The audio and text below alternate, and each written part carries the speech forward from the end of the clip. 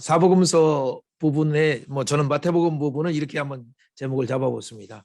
하나님 나라 언약의 왕으로서 오신 왕으로서 성육신하신 하셔서 성취하신 복음과 교회. 특별히 이제 왕의 복음에 대한 부분들을 좀 강조하면서 이렇게 한번 잡아봤습니다. 나중에 제목들은 여러분들이 나름대로 잡으시면 되겠고, 왕이신 예수님께서 하나님 나라를 가져오셔서 그가 어떻게 하나님 나라를 성취하시고 또 믿는 자들의 마음 가운데 하나님 나라를 이루게 하시는가. 물론 여러 입장에서 얘기도 있지만 하나님 나라의 관점, 그리고 또 언약의 완성으로서 하나님 나라뿐만 아니라 이루어지는 우리 마음의 새로운 성전, 몇 가지 부분들을 함께 보면서 이렇게 달려가도록 하겠습니다. 오늘 그 중에 이제 마태, 마가, 누가 부복음을 우선적으로 이렇게 보는데, 우리가 잘 보지만 자연도 마귀도 이게 사망도 그의 왕이 오심에 대해서 굴복하고 순종하는데, 오히려 종교 지도자들은 왕이신 예수님이 왔을 때 오히려 배척하고 그를 거부하는 그런 내용들을 우리는 봅니다. 그 가운데 그러나 하나님의 참 이스라엘로 준비된 하나님의 백성들은 왕의 오심을 환영하고 그들을 영접하는 그런 내용들을 우리는 봅니다. 일단 마태복음의 내용들 중에서 큰 틀 부분을 함께 이렇게 보기 전에 성경이 무엇인가 우리가 처음 시작했을 때, 구약을 시작했을 때 본 것처럼 성경은 누가 기록했습니까? 물론 이제 성령의 감동하심을 입은 분들에 의해서 40여 명의 기자를 통해서 기록됐는데, 모두 어떻게 기록했어요? 성령의 감동하심을 통해서 기록됐는데, 특별히 사복음서는 그럼 마태복음은 어떻게 기록됐는가? 마태복음은 유대인의 어떤 관점에 의해서 성령님의 감동과 유대인의 관점에서 그들에게 풀어준 예수 그리스도가 왕이시면서 모세보다도 더 크신 새 모세로서 오신 그 분이심을 또 이렇게 강조하죠. 물론 또 이제 다윗 언약, 아브라함과 다윗의 자손 예수 그리스도의 세계라고 말씀하시면서 새 아브라함으로서 또 새 다윗으로서 오시는 그 예수님의 왕 되신 부분을 많이 강조하고 있습니다. 물론 마가복음에서는 고난의 종으로서의 어떤 복음, 예언의 복음을 완성하는 어떤 그런 부분에서 고난의 종으로 오신 부분들을 강조하는 그런 내용이 마가복음의 특징이죠. 누가복음은 특별히 이른 자를 찾아러 오셔서 특별히 이방인의 관점에서, 유대인의 관점이 아니라 이방인의 관점에서 이른 자들을 찾아서 잔치를 베푸시고 그들과 함께 떡을 떼시면서 나누시는 예수님의 어떤 그런 사역이 잘 강조되어 있습니다.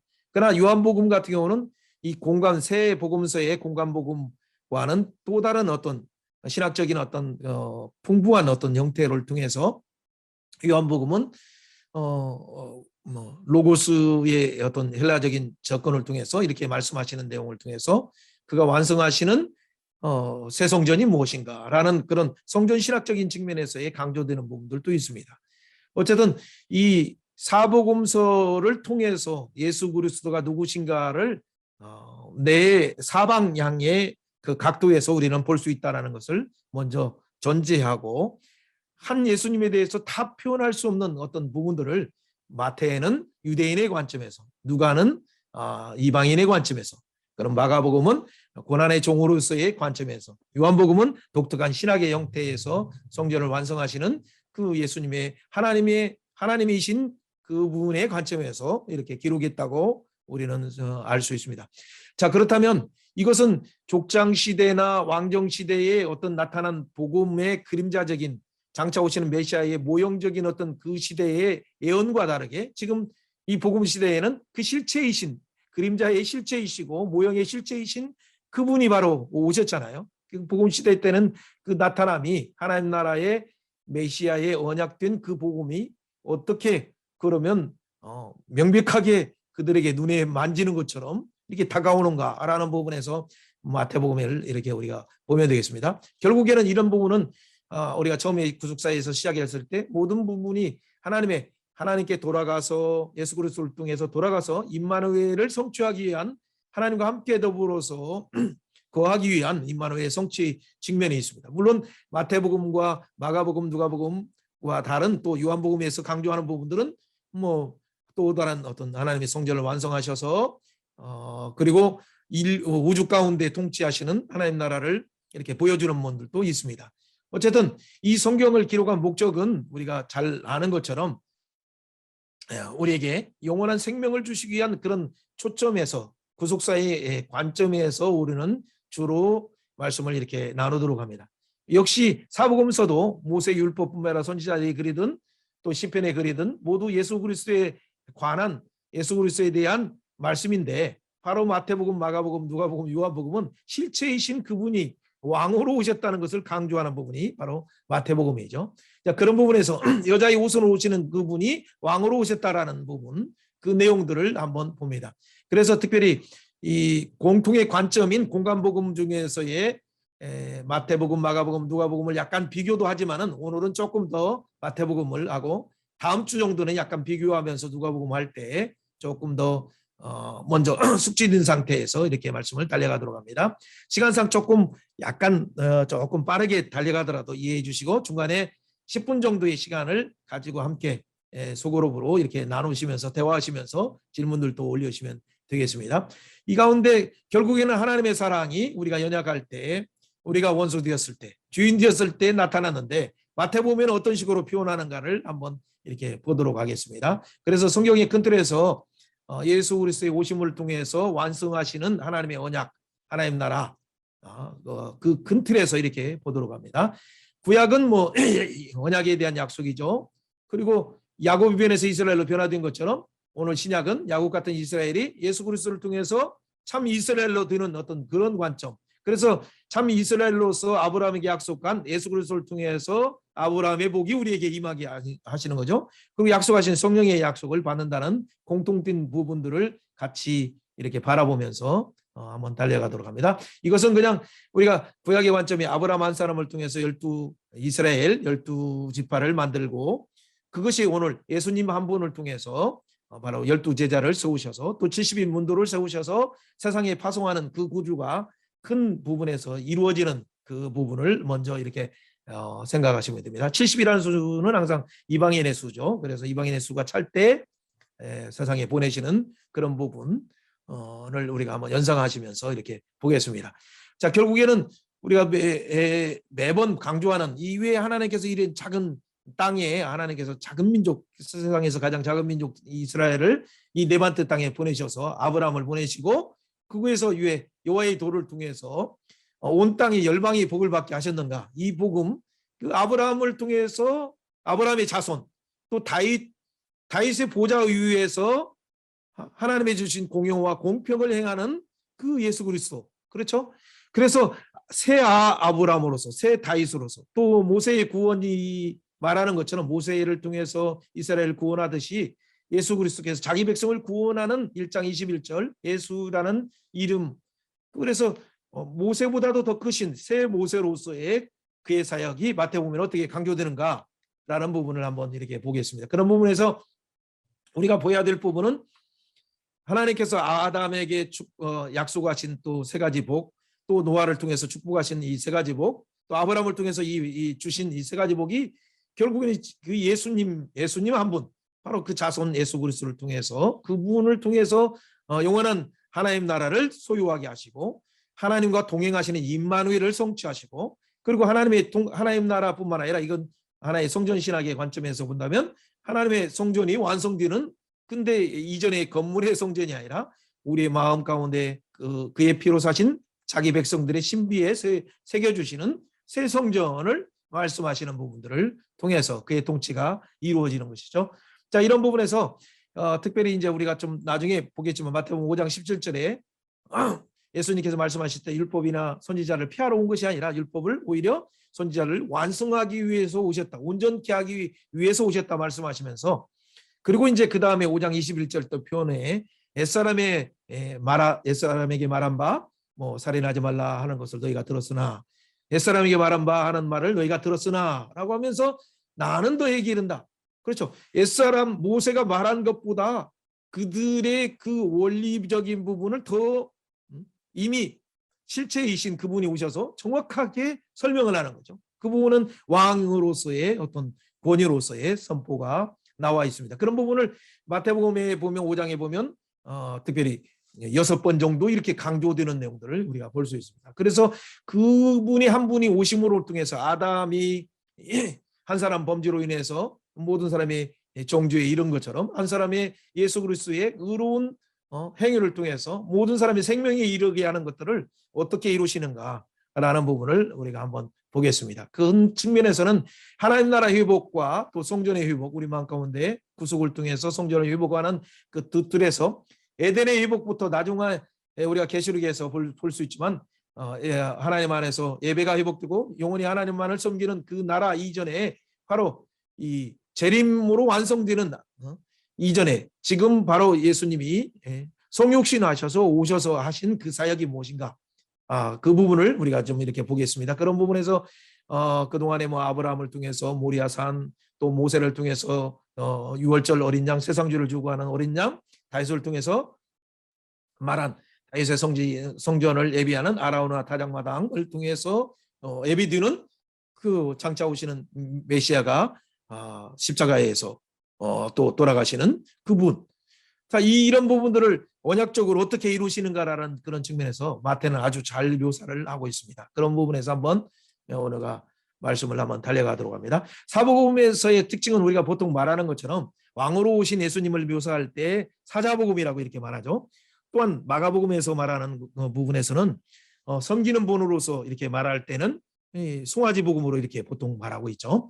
그러나 인자로서, 인간으로서 오셨다라는 이런 이 표현이 조금 잘못 썼습니다. 아무튼 인자로서 오셔서 활동하신 이 사람의 복음의 어떤 부분을 강조하는 부분은 누가복음, 이방인의 관점에서의 누가복음이 나와 있죠. 사람의 복음이라고 말하고, 요한복음은 하나님으로 오셔서 일하신 어떤 독수리 복음으로 이렇게 표현하는 것들이 옛날 보통 보수적인 입장에서는 이렇게 표현을 하고 있습니다. 어쨌든 네 가지 측면에서 우리가 예수님을 바라볼 때 기독론적인 측면에서 그분의 모습을 좀 더 정확하게 이해할 수 있죠. 그런 부분에서 아브라함과 다윗의 자손 예수 그리스도의 이 세계가 어떻게 펼쳐지는가라는 그 부분을 유대인의 관점에서 특별히 잃어버린 유대인들에게 보내시는 어떤 그 예수님의 제자들을 보내시는 사역을 통해서 우리는 명확하게 알 수 있습니다.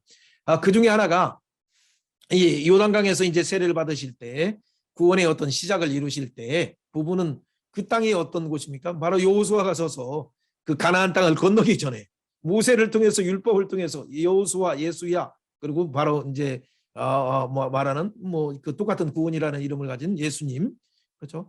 이 예수님을 통해서 구원이 세례 받으심으로써 이는 내 사랑하는 아들이요 내 기뻐하는 자라라는 하나님의 선언, 그리고 성령님이 임하시는 그리고 그 자리에 또 성자 예수님이 있으셨죠. 삼위 하나님께서 구원 사역을 시작하시죠. 그리고 이제 갈릴리에서 사장, 우리가 잘 아는 것처럼 사장 뒷부분에 몇 절인지 정확히 뭐 기억이 안 나지만 12절, 14절, 그때부터 이제 하나님 나라 복음을 증거하기 시작해요. 그리고 하나님의 백성들을 왕으로서 초청하시죠. 그리고 5장부터 7장까지는 이제 산상수훈을 시작하시는데, 이 갈릴리 중심으로 이렇게 말하는 것은 마태복음뿐만 아니라 마가복음의 특성이죠. 마태복음과 마가복음은 주로 갈릴리 중심에서 있는 사역들을 하나의 특징적인 어떤 그 기적이면 기적끼리 이렇게 좀 모았습니다. 또 그리고 어떤 비유적인 것이면 비유로 이렇게 잘 모아가지고 크게 봤을 때는 갈릴리 중심의 사역들, 그리고 나중에 예루살렘 중심의 사역을 두 축으로서 이렇게 묘사를 하고 있습니다. 그래서 이제 복음을 전파하시고 바로 나중에 예루살렘의 사역들 3년 반 중에서의 물론 정확히는 4번 정도 이렇게 예루살렘을 왔다 갔다 하셨지만은 4번 정도 유월절을 지켰죠. 어쨌든 갈릴리 중심의 이런 사역이 마지막 때는 예루살렘을 중심을 통해서 십자가와 그의 부활하심을 통해서 또 제자들에게 위임을 통해서 그의 복음이 어떻게 선포되는가라는 그런 측면에서 우리가 살펴보면 되겠습니다. 그럴 때 이제 예수님이 탄생하시는 그 내용 가운데 대표적인 마태복음의 특징은 동방박사가 찾아오는 거죠. 열방의 대표하는 동방박사가 찾아오는 것으로 시작되는 복음이 마지막에 28장에서 보면 예수님이 부활하시고 그리고 승천하시기 전에 열방들을 향해서 제자들에게 이렇게 왕으로서 위임을 하시죠. 하늘과 땅의 모든 권세를 가지신 예수님께서 모든 민족으로 열방으로 가라. 그러니까 마태복음은 열방에서 시작해서 열방으로 가라 하러 이렇게 그 큰 틀이 이렇게 되어 있죠. 그러면 왕이신 예수님은 바로 열방의 왕으로서 오셨다라는 것을 우리가 상정하는 것이고, 그 열방의 왕께서 우리 그의 지체된, 그의 제자된, 그의 몸된 교회에게, 제자들에게 왕으로서의 명령을, 열방의 왕으로서의 명령으로 모든 민족에게 가서 모든 내가 가르친 모든 말씀을 가르칠 때 모든 날 동안 임만을 하신다는 그 말씀을 약속하시죠. 그렇다면 구원의 시작뿐만 아니라 요단강에서 구원이 세례로 시작되는 것은 왕으로서의 등극식이에요. 그리고 갈릴리에서 선포하시면서 5장 7장에서 말하는 이 부분은 우리가 잘 아는 것처럼 산상수훈이지만, 이 산상수훈은 왕으로서의 가장 행복한 자들이야 라고 하면서 초대한 당신의 백성들에게, 당신의 제자들에게 가장 최고의 행복자인 그들에게 말씀하시는 내용이죠. 그리고 왕으로서의 예루살렘에 가셔서 예루살렘 성전을 뒤엎으시고 완전 그 성전에 대한 멸망을 하시면서 지도자들에게, 왕이신 예수님을 거부하는 지도자들에게 7가지 화, 23장에서 화를 말씀하시고, 또 24장에서 25장 종말적인 왕으로서의 종말의 어떤 설교를 통해서 말씀하시죠. 그리고 바로 이제 6월절 만찬을 하시고, 그리고 17장에 해주시고 부활하셔서 유임하시는 왕으로서의 유임 장면을 우리가 큰 틀에서 이렇게 보면 되겠습니다. 그런 부분에서 예수님의 어떤 사역을 주로 왕의 측면에서 이렇게 강조하는데, 우리 한 가지 먼저 기억할 것은, 이것은 마태복음이나 누가복음이나 마가복음, 요한복음 동일하게 해당되는 사항인데, 그때 당시에 이 왕으로서의 어떤 선포하시는 그 예수님 시대에 실제 이 세상 사람들이 보는 왕은 뭐냐면 헤로드 왕이 아니라 사실은 로마의 가이사 아구스토가 왕이었죠. 그에게 위임받아서 하는 그냥 헤롯의 아들, 헤롯이나 헤롯의 아들들이 통치하는 그 땅들을 먼저 사전에 보는 것이 필요합니다. 그래서 특별히 갈릴리 지역, 헤롯의 세 아들, 물론 넷이 있었지만 세 아들 중에서 갈릴리와 베리아 지역, 저기 화면을 혹시나 보실 수 있을지 모르겠습니다. 저게 베리아 지역, 갈릴리 지역과 이 베리아 지역에는 헤롯 안티파스가 다스렸다는 그 사실을 먼저 우리가 하나의 상식적으로 그 통치 체제 속에서 지금 예수님은 증거하신다는 걸 기억하시면 되겠어요. 그리고 사마리아와 유대의 통치는 우리가 2장에, 마태복음 2장에 나오지만 아켈라오 때, 헤롯 아켈라오가 거기를 다스렸어요. 물론 헤롯 아켈라오는 아주 복종이 심해서 천사가 말씀하실 때 예굽으로 피신했다가 돌아갈 때 이 유다로 돌아가야 하는데, 베들레헴이나 예루살렘으로 돌아가야 하는데 그리 돌아가지 않은 이유는 뭐냐면 선지자의 말씀을 통해서 아켈라오의 폭정에 대한 부분을 말씀하기 때문에 갈릴리 나사렛 지역으로 이렇게 가죠. 그것은 물론 예언의 말씀을 이루기 위한 어떤 하나님의 나사렛 사람이라는 말씀을 이루기 위한 하나님의 큰 뜻이 있었지만, 어쨌든 아켈라오가 그때 당시에 또 헤롯이 죽고 아켈라오가 사마리아와 유다를 통치하고 있다는 걸 우리는 알 수 있죠. 그렇다면 나중에 예수님께서 가이사라 비르부에서 또 신앙 고백을 받았을 때 그 장소가 뭐냐면 여기는 헤롯 빌립이 통치하는 지역이었어요. 그 장소에서 그 장소에서 가이사의 도시, 헤롯이 만든 도시가 아니라 로마가 만든 로마의 황자가 팍스 평화를 이주하면서 힘의 평화를 유지하고 있는 그 가운데 너희는 나를 누구라 하느냐라고 이렇게 물어보는 거죠. 진짜 주님이 누구신가라는 부분을 로마의 통치 체제 아래에서, 또 로마의 총독으로서, 또 어떤 왕권을 분봉왕으로서의 역할을 감당하는 헤롯 왕들이 통치하는 그 시대 가운데 예수님은 왕으로 오셔서 그 사역들을 한다는 그 역사적인 배경들을 먼저 잠깐 생각하면 되겠습니다. 그런 가운데 예수님은 어떻게 그 사역들을 펼치시는가라는 부분에서 이 땅에서 바로 구원의 시작을 요단강에서 세례를 받으시면서 왕으로서 등극하시고, 그리고 이제 구원 사역을 위해서 천국 복음을 5장 7장 신의 산에서의 복음을 대변하는 것처럼, 연상하는 것처럼 팔복산에서, 이제 팔복산은 사실은 낮은 언덕밖에 되지 않지만 어쨌든 신의 산을 떠오르는 그런 부분으로 이렇게 묘사를 하고 있죠. 그래서 결국에는 신의 산에서 모세는 율법을 줬지만 예수님은 이 율법을 완성하러 오신 분으로서 그들에게 팔복을 주시면서 그 신의 산에서 말씀하신 율법의 의미가 무엇인가를 정확하게 설명을 해주시죠. 그리고 나중에 17장에서 보면 그리고 변화산에서 올라가셔서 그리고 율법의 대표인 모세 그리고 선지자의 대표인 엘리야와 더불어서 함께 예수님이 이 별세에 대한 얘기를 마가복음 표현은 별세지만 어쨌든 마태복음에서 함께 죽으실 것에 대한 예언을 함께 나누시죠. 그리고 그것은 구약의 성경에 예언된 모세의 글을 통해서 또 선지자의 글을 통해서 시편의 글을 통해서 예언된 메시아의 사역이 순환과 고난을 위해서 또 십자가의 죽으심과 부활을 통해서 완성하시기 위해서 그리고 이제 그 사건 17장의 사건 위에 바로 이제 내려가서 어디로 갑니까? 그리고 바로 여행길로 이렇게 가셔서 21장에 입성하시는 그런 내용. 그래서 예루살렘에서 결국에는 구원을 완성하시는 내용입니다. 이 큰 틀은 이런 틀에서 이렇게 보면 됩니다. 그러나 이 부분을 배경 하나만 더 기억할 것이 뭐냐면 다니엘의 9장에서 얘기한 것처럼 2장의 내용이죠. 다니엘의 2장과 7장에서 잘 나왔던 내용인데 그것을 또 이제 9장에서 또 재해석하는 부분들이 또 있는데 2장에서 바벨론 금신상의 이 바벨론 시대 그 바벨론을 통해서 이렇게 등장했을 때 뜨인돌이 나타나서 모든 이 우상들을 깨트리잖아요. 깨트렸을 때 그 작은 뜨인돌이 오히려 태산을 이루고 영원한 나라를 이루셔요. 그래서 그 인자가 이루시는 그 나라는 2장에서 말하는 어떤 태산을 이루는 2장의 뭐 43절 어떤 그런 말씀이 44절의 말씀이 7장에서 또 13절에 보면 정확하게 지극히 높으신 그 하나님 영원하신 영원전부터 계신 그 하나님 앞에 나가서 모든 권세와 나라와 영광을 받았죠. 그 권세와 나라와 영광을 받아서 그리고 그것을 집행하시는 인자로 오시는 것을 봐요. 근데 그분이 집행하실 때 뭘 집행하시는 게 나중에 22절 뒤에서 보겠지만 7장 22절에 보면 그것을 지극히 높은 성도라고 표현하죠.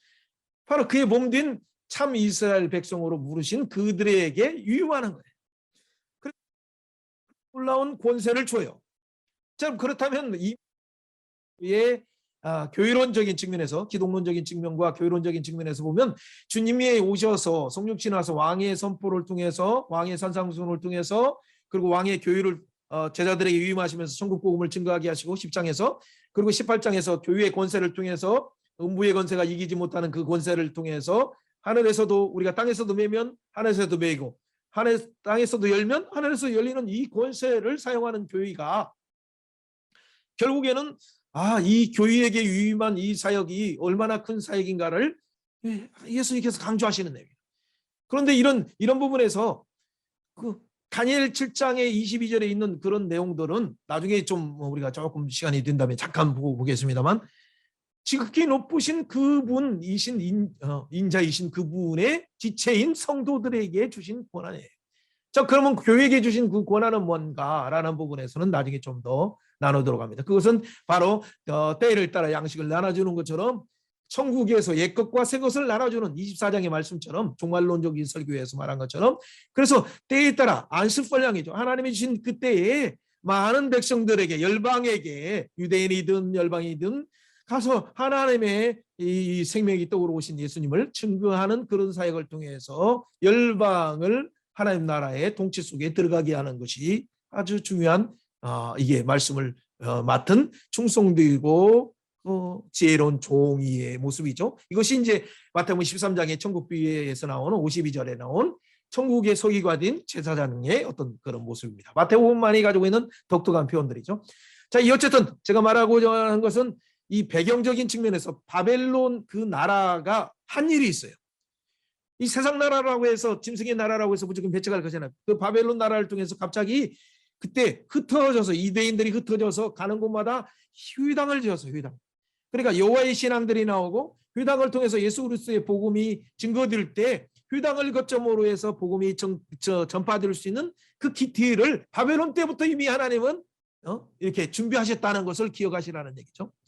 그래서 다니엘서의 2장과 7장과 그리고 9장에 나오는 어떤 그런 내용적인 것이 단순한 어떤 그 종말론적인 측면뿐만 아니라 종말론적인 측면에서 예수님이 왕으로 오셔서 그의 교회를 통해서 이루시는 그 부분에서 회당을 먼저 예비하셨다.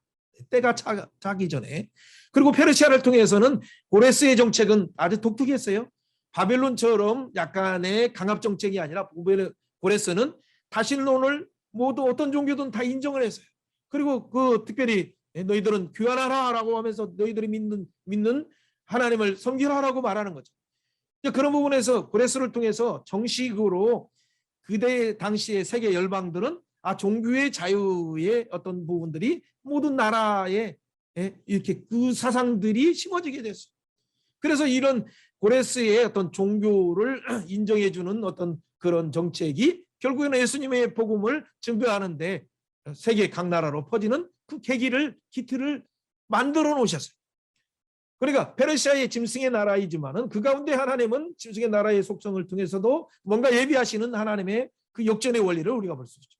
헬라를 통해서는 하나님께서 특별히 하시는 것이 뭡니까? 알렉산더를 통해서 놀라운 일을 행하셨죠. 물론 인도까지 정복하시는 우리 세상의 관점에서 정복의 관점이 아니고 그런 걸 통해서 그때 그가 항상 특별히 아리스토텔레스의 스승을 통해서 배웠던 것이 뭡니까? 이 언어를 통일시키는 거예요. 그리고 가는 곳마다 문화들을 존중하는 거예요. 그래서 특별히 그가 그 시대의 헬라 시대의 70인경을 통해서 구약의 성경들을 어려운 히브리어로 보는 것이 아니라 헬라어로 그리스어로 볼 수 있도록 이 70인경을 번역했다는 놀라운 하나님의 사전적인 미리 때가 차서 예수님을 보내시기 전에 그 작업을 하나님께서는 바로 400년 침묵의 기간 동안에 이루셨다는 것. 자, 또 다른 측면에서 또 하나는 노마를 통해서 하나님이 이루시는 일은 뭡니까? 그게 짐승의 나라예요. 열 나라의 어떤 속성을 가지고 있고 철과 흙이 섞이지 않는 그 나라이지만은 그 나라는 모든 길은 노마를 통해 그리고 팍스 로마를 통해서 전쟁의 어떤 힘을 통해서 어떤 평화를 통해서 모든 부분이 어떤 안정들을 그래서 진정한 평화를 물론 한편에서는 이 세상의 그림자의 평화를 통해서 진짜 평화는 무엇인가를 갈망하게 하면서도 동시에 로마의 그 일을 통해서 복음이 왕성하게 전 세계로 증거될 수 있도록 하는 그 부분을 하셨다는 거죠. 이 모든 것이 바벨론을 통해서 회당을 예비하시고 고레스를 통해서 종교의 자유를 예비하시고 헤라를 통해서 70인경을 통해서 그리스어 모든 언어로 세계 나라 사람들이 볼 수 있도록 하고 그리고 이제 로마의 길을 통해서 복음이 어느 곳에든가 팍스 로마를 통해서도 어쨌든 복음이 증거되는 것에 핍박이 있지만은 그래도 보호받는 어떤 그런 가운데 하나님의 복음 사역이 이루어질 수 있는 틀들을 만들었죠.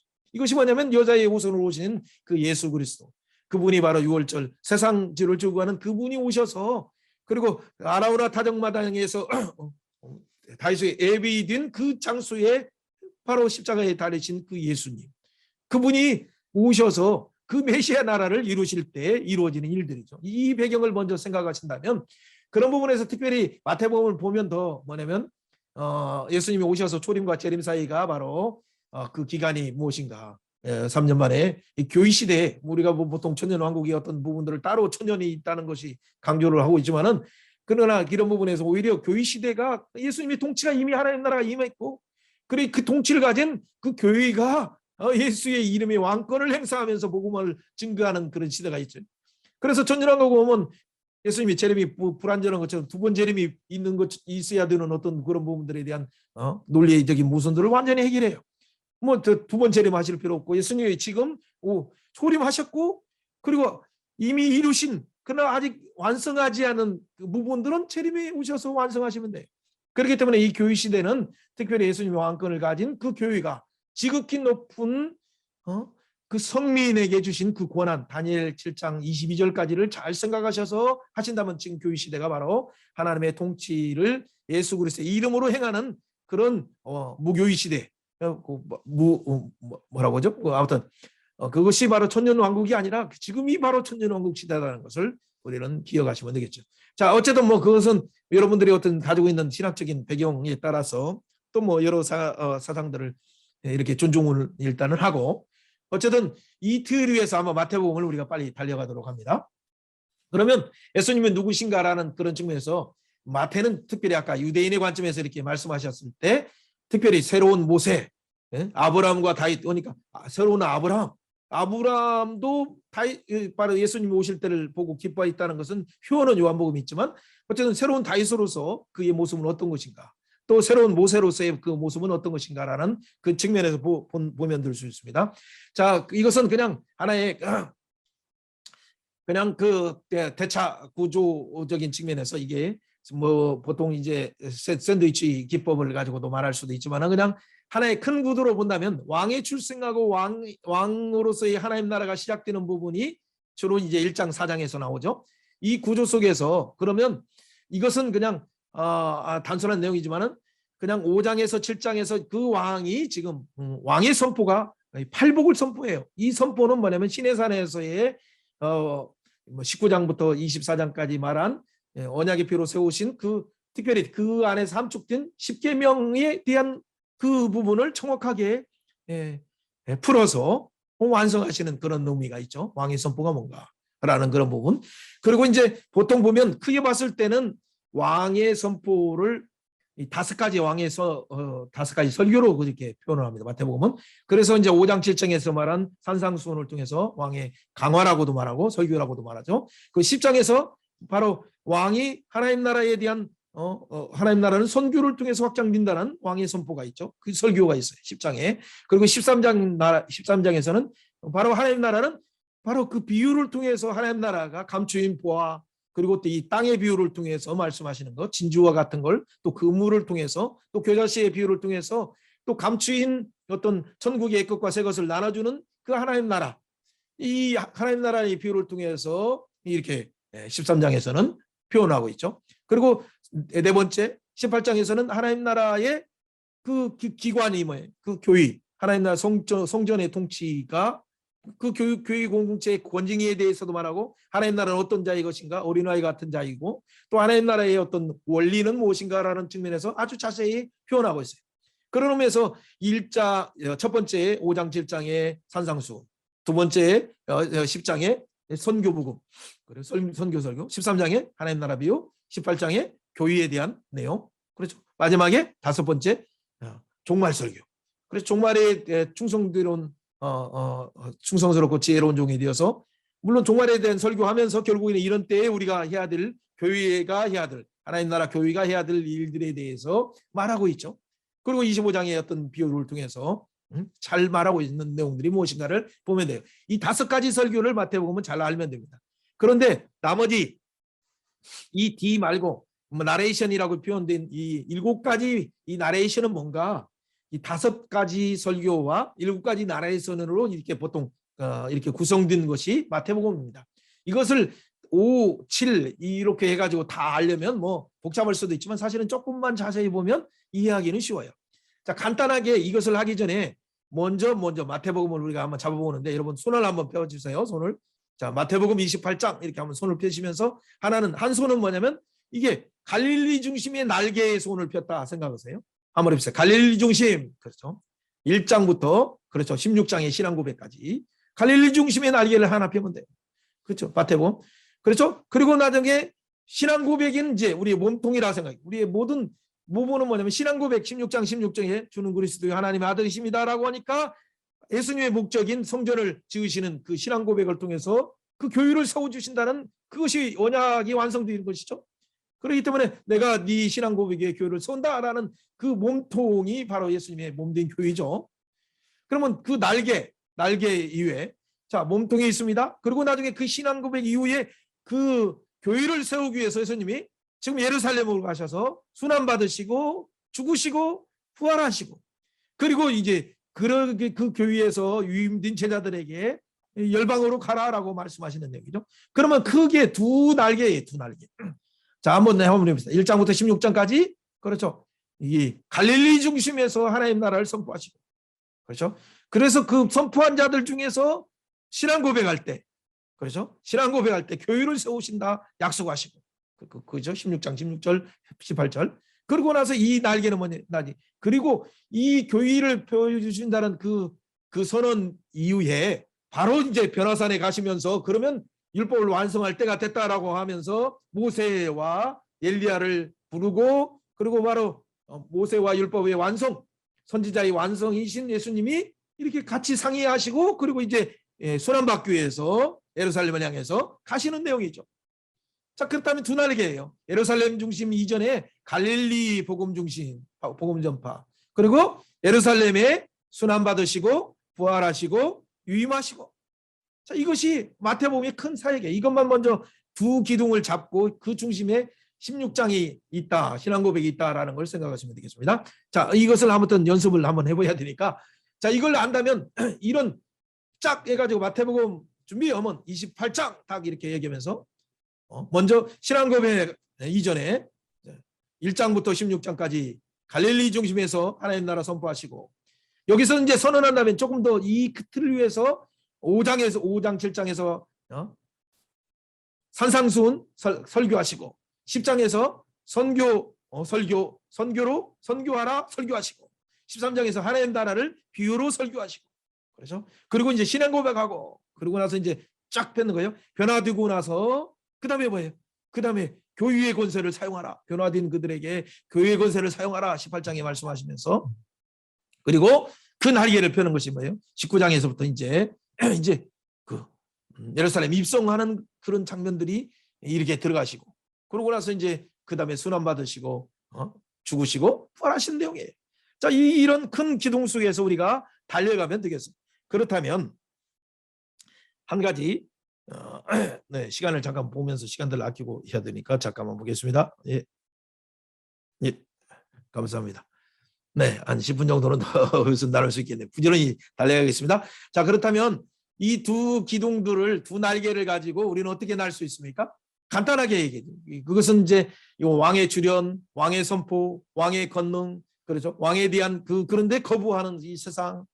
그때 그러면 거부하는 이들에게 신앙 고백하고 나서부터는 예수님께서 제자 훈련을 어떻게 시키는가? 그것은 이제 주로 홀몬산 밑에 가이사라 빌립보에서 16장에서 신앙 고백하면서부터 제자를 훈련시키고, 죽으심과 부활에 대한 예언을 이렇게 그들에게 말씀하시면서 변화된 산에 올라가시고, 그리고 여행하는 순환받으러 가시면서 여행하는 그 길 가운데 하나님 나라의 그 진짜의 그 비밀들에 대한 얘기들을 19장, 20장에 아주 자세히 잘 얘기하죠. 어쨌든 제자들을 이렇게 훈련시켜요. 그리고 이제 예루살렘에 입성하시고 나서 이제 실제 그 가운데 선포하실 때 왕이 오셨는데 오히려 배척해서 그를 십자가에 못 박는 이 역설이 일어나죠. 그 가운데 오히려 예수님께서는 왕으로서 부활하시고 나서 그리고 왕으로서의 마지막 유임들이 무엇인가라는 이런 측면에서도 이렇게 볼 수 있습니다. 그러나 이런 내용과 동시에 좀 작은 글씨로 이렇게 나와 있지만 여러분이 잘 볼 수 있는지 모르겠습니다. 나중에 이게 PPT, PDF로 바꿔서 좀 줘야 되는데 시간들을 제가 좀 조절을 못해서 좀 못 줘서 죄송합니다. 나중에라도 올리도록 하겠습니다. 자, 성경을 보면 한번 7장 28절 29절 한번 읽어보세요. 읽어보시면 항상 이런 표현들이 있어요. 그리고 예수께서 이 말씀을 마치시매 라고 하면 항상 이 구절에서는 뭔가 예수님이 어떤 말씀을 마치는 어떤 그 구조가 있다라는 부분을 알 수 있죠. 그것이 이제 첫 설교라는 얘기죠.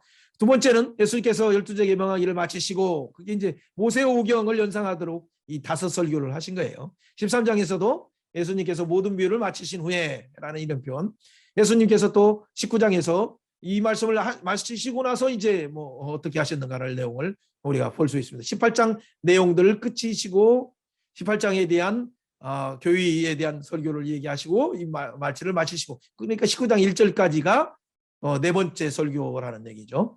그리고 24장 25장 부분도 24장 25장 종말 설교에 마치는 1절까지가 바로 예수님의 종말 설교의 내용이라는 걸 우리는 알 수 있죠.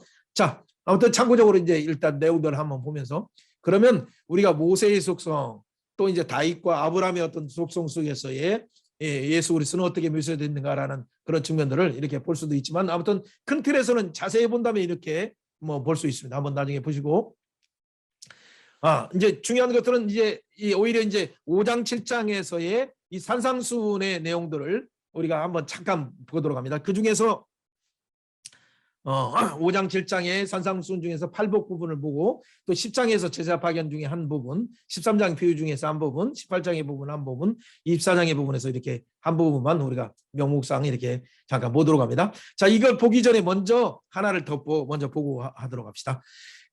보통 마가복음 2장 15절에서는 이런 표현들이 있어요. 애굽에서 내 아들을 불렀다 함을 이루려 함이라.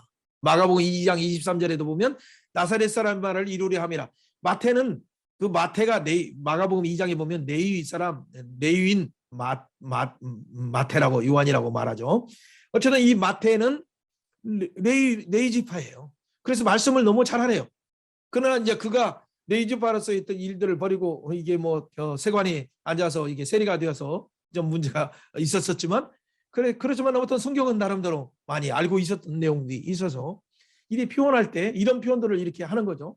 그리고 4장 14절에 보면 이사야의 예언된 말씀을 이루기 위해서 이방인의 갈릴리어 하면서 이런 말씀들을 하죠. 그리고 결국에는 또 이제 11장에 이런 표현들을 뭐냐면 이사야 11장 이새의 줄기에서 한 가지가 나서 이 가지라는 이 표현을 히브리어로 보면 네체르라는 말이 이건 무슨 거기서 나사렛이라는 말씀이 나왔다. 그래서 출생이야 미가서 5장 2절에 말하는 것처럼 그 뭐 예를 베들레헴에서 태어나지만은 그가 나사렛에서 생활할 것을 예언한 것들이 이미 미사의 말씀들이 11장에도 잘 나와 있죠. 네체르라는 나사렛에서 나사렛 동네에 대한 어떤 그런 선언들이 있죠. 자, 이런 예언들이 그래서 결국에는 그 어떤 그 모세 때에 모세가 출애굽하는 그런 장면들을 연상하기 위해서 예수님도 그 헤로드 왕이 핍박할 때 천사의 동방박사가 또 찾아오고 동방박사가 통해서 왕이 2살 아래를 다 죽이려고 하니까 또 예굽으로 피신하죠. 그리고 예굽으로 피신해서 다시 나중에 하나님의 천사가 이렇게 오라라고 할 때 호세아의 예언은 예굽에서 불러냈다는 그 예언을 이루는 거죠. 이게 출애굽하는 것과 같은 출애굽의 실체이신 예수님이 그때 당시에 1살 정도에 이게 피신하고 있었어요.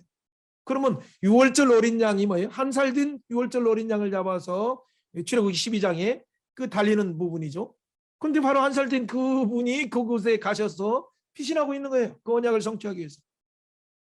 어쨌든 예수님의 구속의 사역들을 조금 더 우리가 방대하게 이해할 수 있는 내용들입니다. 그런 내용들이 혹시나 이렇게 여러분들이 만약 본다면 4장 14절 말씀뿐만 아니라 8장 17절에도 보면 이사야의 말씀하신 말씀을 이루려 함이라라고 하면서 이 특별히 그 8장에서 9장까지는 모세의 10기적을 생각하는 것처럼 10가지 기적들이 나와요. 10가지 기적. 5장 7장에서 산상수훈을 선언하고 나서 그리고 8, 9장 바로 모세보다 더 큰 모세는 이렇게 말했지만 나는 이렇게 말한다라고 5장부터 계속적으로 강조하던 그분이 바로 8장에서는 모세보다 더 큰 이로서의 그 기적들을 다 해요. 그런 사역들이 뭐예요? 문둥병을 나병 환자들을 고치시는 것부터 중풍 환자들을 고치고 그리고 죽은 자를 또 살리시고 많은 여러 일들을 통해서 10가지의 기적이 바로 출애굽할 때의 10기적들 나타나는 것처럼 이렇게 뭔가를 하시는 내용들이 나오죠. 자, 이런 것들은 이사야의 그가 찔려서 우리의 상처들을 싸매시는 그 사역들을 이루려 하심이라는 그 표현이 있죠. 그리고 12장의 내용들도 이사야의 선지 예언을 이루고 마태복음 13장의 어떤 그 비유도 뭐냐면 선지자로 하신 말씀을 이루려 한다는 것. 21장의 표현들도 결국에는 예언의 말씀 이사야 62장에 또 스가랴 9장 9절 나귀 타고 오시는 그 부분이죠. 입성에 대한 얘기니까. 그리고 27장에서 내용들도 십자가에 죽으실 때의 부분들도 스가랴의 말씀 창에 허리 찔리는 그런 사건들도 그렇죠. 자, 예레미야 말씀 아무튼 이런 말씀을 이루려고 하는 어떤 부분들을 특별히 더 많이 강조하고 있어요. 마태복음에서는.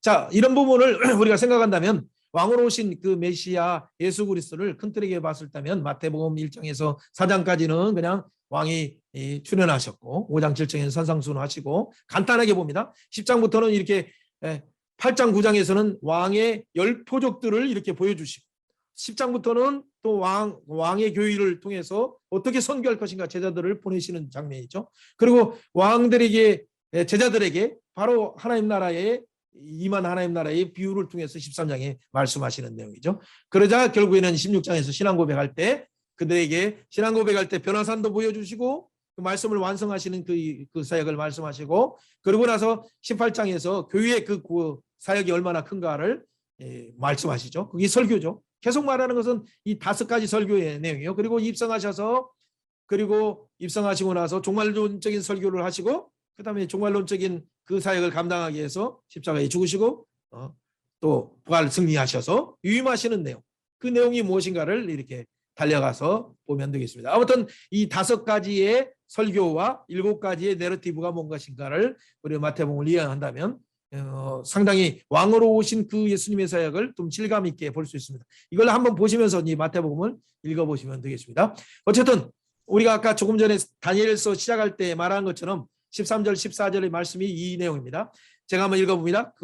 그에게 권세와 영광과 나라를 주고 모든 백성과 나라와 다른 언어를 말하는 모든 자들을 그를 섬기게 하였으니 그 권세는 소멸되지 않은 영원한 권세요 그의 나라는 멸망하지 아니할 것이라. 이 말씀을 하셔서 지극히 영원전부터 계시는 크신 그 하나님께서, 영존하신 하나님께서 권세와 영광과 나라를 바로 예수 그리스도께 주셨죠. 왕으로 오시는 예수님께 주셔서.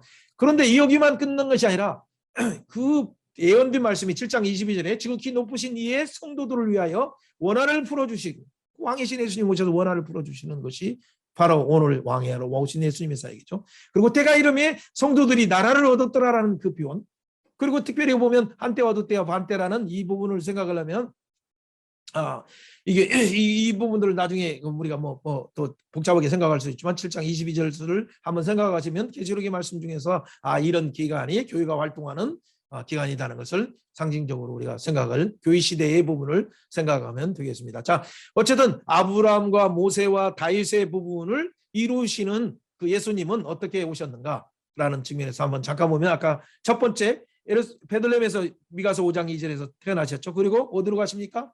애굽으로 가셔요. 동방박사가 오고 나서 그리고 애굽으로 피신했어요. 그리고 이제 헤롯 악살 어떤 사건들 나중 뒤에 지금 갈릴리 나사렛으로 돌아가요.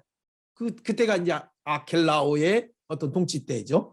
자, 그러면 헤롯 아켈라오 때 갈릴리에서 이렇게 하셨던 생활하셨던 예수님께서는 이제 때가 처음에 이제 세례 요한에게 요단강에 가셔서 이제 구원 사역을 시작을 하시죠. 시작하시고 나서 바로 어디로 가십니까? 그리고 바로 이제 갈릴리로 가셔서 이제 제자들을 부르시는 거예요. 세례 요한의 두 제자가 이렇게 오기 시작해서 결국에는 12제자까지 세워지기까지는 한 1년 정도의 기간이 걸리죠. 우리가 보면 바로 12제자를 세우고 나서 사역한 것이 아니라 그건 나중에 자세히 보면 뒤에서 좀 완성할 수 있으니까. 자, 그리고 나서 다시 어떻게 합니까? 물론 광야 시험 받으시고 이렇게 가시는 내용들은 지금 생략가 있습니다. 그리고 오늘 5장 7장에서 이 팔복을 증거하시는 내용이죠. 팔복을 선포하시고, 그러고 나서 그 선포하신 예수님께서 바로 뒤에 제자들 설교 10장을 통해서 제자의 선교가 무엇인가, 그리고 천국교회에 대해서 말씀하시고, 그리고 생명의 떡으로 오셨던 것을 14장에서 오병이어의 사건을 통해서 이방인이 아니라 유대인의 떡으로 오셨던 것을 말씀하시고, 15장에서는 또 칠병이어 사건을 통해서 이방인의 떡으로 오셨다는 것을 또 말씀하시고, 그리고 변화산에서 바로 변화 주시고, 그리고 나서 18장에서 또 제자들의 여행하는 길에 제자들에게 교회의 권세가 뭔가, 교회의 어떤 권한은 어떻게 사용하는가, 또 이제 교회가 가지고 있는 그 권징과 몇 가지 특성에 대해서 잘 말하면서 얘기했죠. 그리고 예루살렘으로 이렇게 입성하시는 거죠. 입성하셔서 그리고 19장에 입성하시고, 우리가 잘 아는 것처럼 이렇게 나오고 있지만 저기 이게 표현이 잘못됐습니다. 26장, 27장에서 골고다에서, 그리고 28장에서 그렇죠, 부활산 이렇게 쓰셔야 됩니다. 이게 또 옛날 것이 중복돼서 잘못된 것이 있네요. 어쨌든 이 산상순 설교, 제자 설교, 전국 비유, 이 부분이 이 5가지 설교가 나중에는 이 설교는 묘해서요. 결국에는 그 예고된 모세의 글, 그리고 그 시편의 글, 선지자의 글에 예고된 내용들을 설명하시는 거예요. 그 완성자로 오신 그 왕의 사역이 어떤 것인가를 보여주시면서 실제 골고다에서 또 죽으시고 또 부활하시는 내용들이 나옵니다. 자, 그렇다면 54분 정도 됐네요. 오늘 조금만 좀 더 하고 이렇게 하겠습니다. 자, 죄송합니다. 마태복음 내용들이 길다 보니까 죄송합니다. 자, 예수님께서 이런 그 세례 요한에서 세례 요한과 더불어 이곳에 오셔서 하나님의 의를 이루는 것이 합당하다라고 하면서 세례를 받으시는 이 장면. 자, 이 장면은 왜 중요한 것인가? 물론 잘하는 것이 있죠. 율법을 완성하러 오신 부분이기 때문에 그는 5장에서도 말씀이지만 율법을 폐하는 것이 아니라 율법을 완성하러 오셨어요. 율법의 완성은, 예수님이 말하는 완성은 무엇인가? 라는 그 부분에서 우리가 나중에 산상순에서는 자세히 볼 수 있어요. 그 부분을 한번 보기 전에 이 부분을 한번 먼저 봅니다. 어쨌든 이 요단강에서는 우리가 잘 아는 것처럼 이미 그 유명한 여리고가 들어가기 전에 그 여호수아가 건넜던 곳이에요. 그곳에 훗날에 보면 엘리야가 와서 요단강을 또 이렇게 가르면서 지나가고 거기는 또 엘리사가 또 왔던 그곳이죠. 이것을 통해서 결국에는 이 예언된 약속의 땅에 그곳에서 예수님이 오시는 이유가 있어요. 그리고 특별히 이제 그걸 하나의 성전 신학적인 측면에서는 물론 동편으로 이렇게 들어가서 쫓겨난 곳 자체가 요단 동편으로 이렇게 쫓겨났기 때문에 요단강 건너서 요단 동편에서 이제 예루살렘으로 들어오야 되는 어떤 그런 상징적인 측면도 있죠. 그래서 항상 아브라함 들어올 때 어쨌든 야복강 쪽으로 이렇게 들어왔지만 어쨌든 요단 동편에서 이렇게 들어오는 형태. 그렇죠. 결국에는 여호수아 들어올 때도 요단강 동편에서 이렇게 들어오는 형태죠. 그리고 또 예수님도 실체이신 예수님이 들어오실 때 바로 요단 동편으로부터 이렇게 들어오셔서 그 순간에 가나안 땅이 열리는데 진짜 천국이 가나안이 열리는 거예요.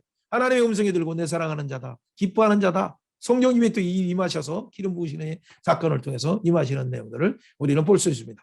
자, 그렇다면 좀 방대한 내용들을 또 설명할 수도 있지만은 어쨌든 그것보다는 예수님께서 이 세례를 받으시고 나서 바로 광야의 시험을 받으시는 거예요.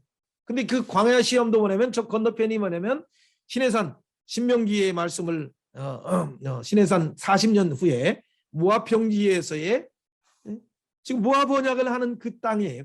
그 땅을 바라보고 있는 그 건너편에서 요단강하고 사이의 건너편, 그러니까 건너편 그 광야, 유대 광야에서 지금 이렇게 바라보면서 마귀와 대화를 하는 거예요. 그러면서 마귀와의 대화 속에서 세 가지 시험들을 모두 신명기 말씀, 너 모압 언약을 안 들어봤냐? 신명기 안 읽어봤냐? 그러면서 사람의 떡으로 사는 것이 아니라 하나님 말씀으로 산다. 신명기 8장 3절을 말하면서 이기시는 거죠. 또 성전에서 또 높은 산에 또 뛰어내리라 하는 그런 부분들도 뭐냐면 오직 하나님만을 섬기라, 그에게만 절하라, 사탄아 떠나라, 이렇게 말하는 모든 부분들은 다 신명기의 말씀을 통해서 바로 그 언약의 장소가 이루어졌던 그 부분을 바라보면서 예수님이 말씀하시죠. 그런데 그 말은 하나의 두 가지 의미가 있죠. 하나는 신명기의 모압 언약을 통해서 모압 언약, 시내산 언약과 모압 언약의 완성자로 예수님이 오셨다는 걸 보여주시고, 이스라엘 백성들은 광야의 시험으로 다 죽었고 첫 아담도 그 마귀의 시험에 걸려서 다 죽었고, 또 뭐 시대의 부분에 많은 이스라엘들도 율법으로 언약을 했지만은 다 죽었어요.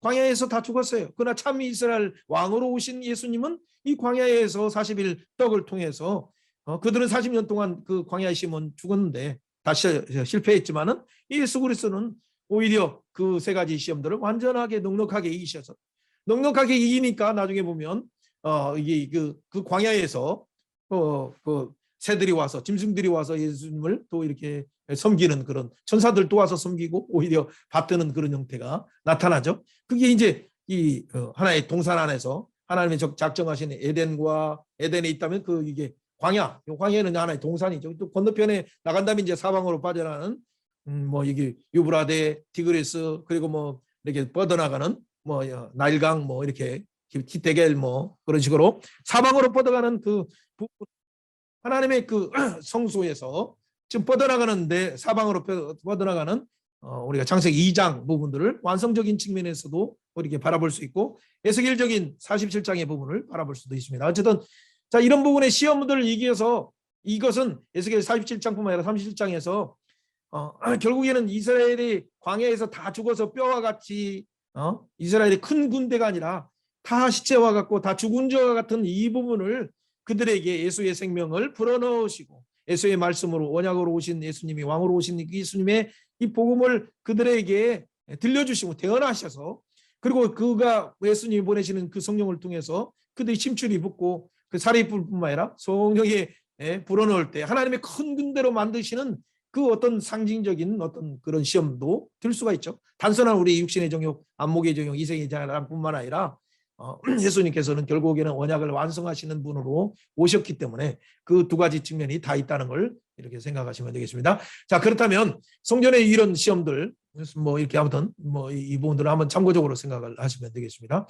결국에는 이런 예수님께서 오셔서 창세기의 부분들에 있어서의 그 부분들 우리가 다 얘기를 하지 않았어요. 그러나 그 중에서 중요한 하나의 부분들은 아브라함을 보내서 아브라함을 통해서 약속하신 축복의 통로이신, 그래서 열방의 복을 얻게 하신 그 실체이신 예수님이 오셔서 이 시험을 먼저 통과하시고, 나중에 마지막 시험들은 뭐예요? 이제 십자가에 죽으시고 하시는 그 부분들이죠. 그리고 사단의 머리를 깨트리는 그 과정들이죠. 어쨌든 이 과정들을 다 이루셨어요. 그래서 1장의 탄생에서 우리가 봤지만은 예수님이 구원하시는 그 구원의 사역을 1장 21절 자기 백성을 구원하시고 또 임마누엘 23절 임마누엘을 이루시는 하나님. 그렇죠. 임마누엘을 이루신 예수님께서 바로 광야 시험을 받으시고 나중에는 어떻게 돼? 그 생명사역들을 5장 7장 그리고 10장에서 제자들을 선교하시는 사역, 13장에 하나님 나라 선포의 사역, 그리고 18장에 교회의 사역, 24장 25장에 종말의 사역, 그리고 10장에 죽으시고 부활하시면서 마지막에 임마누엘 너와 영원토록 모든 날 동안 함께 하겠다라고 임마누엘 말씀을 하시는 내용이죠. 자, 그렇다면 오늘 오신 그 내용들을 이제 여기까지만 이렇게 하고 제가 뭐 시간이 없어서 일단은 뒷부분은 나중에 좀 또 보완하면서 하겠습니다.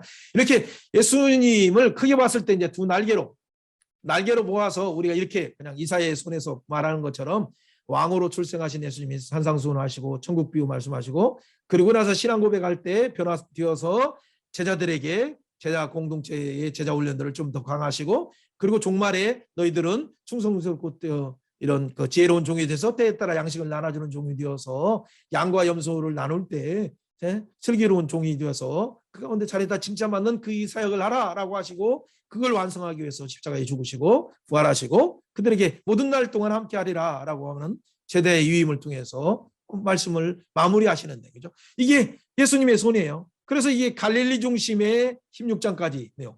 신앙 고백하고 나서 17장에 변화되시고 18장부터 교회에게 제자훈련을 특별히 시키시면서 여행하시면서 제자훈련을 강화시키고 마지막에 예루살렘에서의 사역. 그것이 28장에까지의 사역들이죠. 두 날개를 기억하시면 되겠습니다. 자, 그렇다면 오늘 혹시나 여러분들이 이렇게 들으시면서 예수 그리스도를 통해서 이루시는 그 사역은 결국에는 하나님 나라 회복이고 하나님 나라 회복을 위해서 우리 마음 가운데 그의 지체된 교회를 세우셨다는 것이 아주 중요한 것이고 그의 통치된 교회는 유임된 이 선교의 복음을 통해서 하나님 나라 비밀을 증거하고 13장처럼 하나님 나라 비밀을 증거할 때 특별히 18장에 교회의 권세를 사용할 때 24장처럼 이 때에 따라 양식을 나눠주는 45절 46절에 나온 것처럼 충성된 종으로서 때에 따라 하나님의 양식은 뭐예요? 다른 것이 아니라 이 구약의 13장에 있는 천국 비밀인 천국에 있는 새 것과 옛 것을 나눠주는 종으로서의 사역들이죠. 그럴 때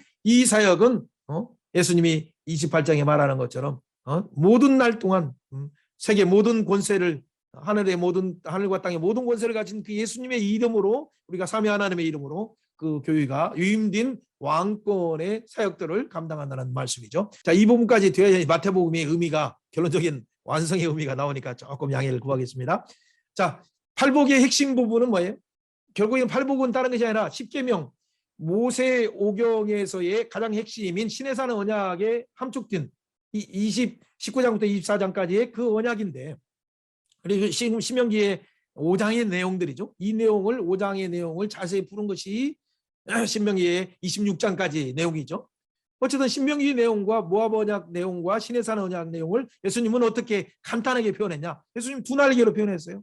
그게 뭐냐면 그게 하나님께 나가라. 하나님을 사랑함으로 너희 상태가 어떻든지 심령이 가난한 상태로 하나님 앞에 나가기만 하면 된다. 예수님은 그러게 해요. 물론 이 첫 계명 자체는 너희가 하나님 섬기라라고 말한 것인데 우리가 어떠하든지 마음이 가난하든 찢어지든 어떤 상태가 있든 심령이 가난한 상태가 있든 그리고 마음이 애통하는 상태가 있든 하나님 앞에 나가라.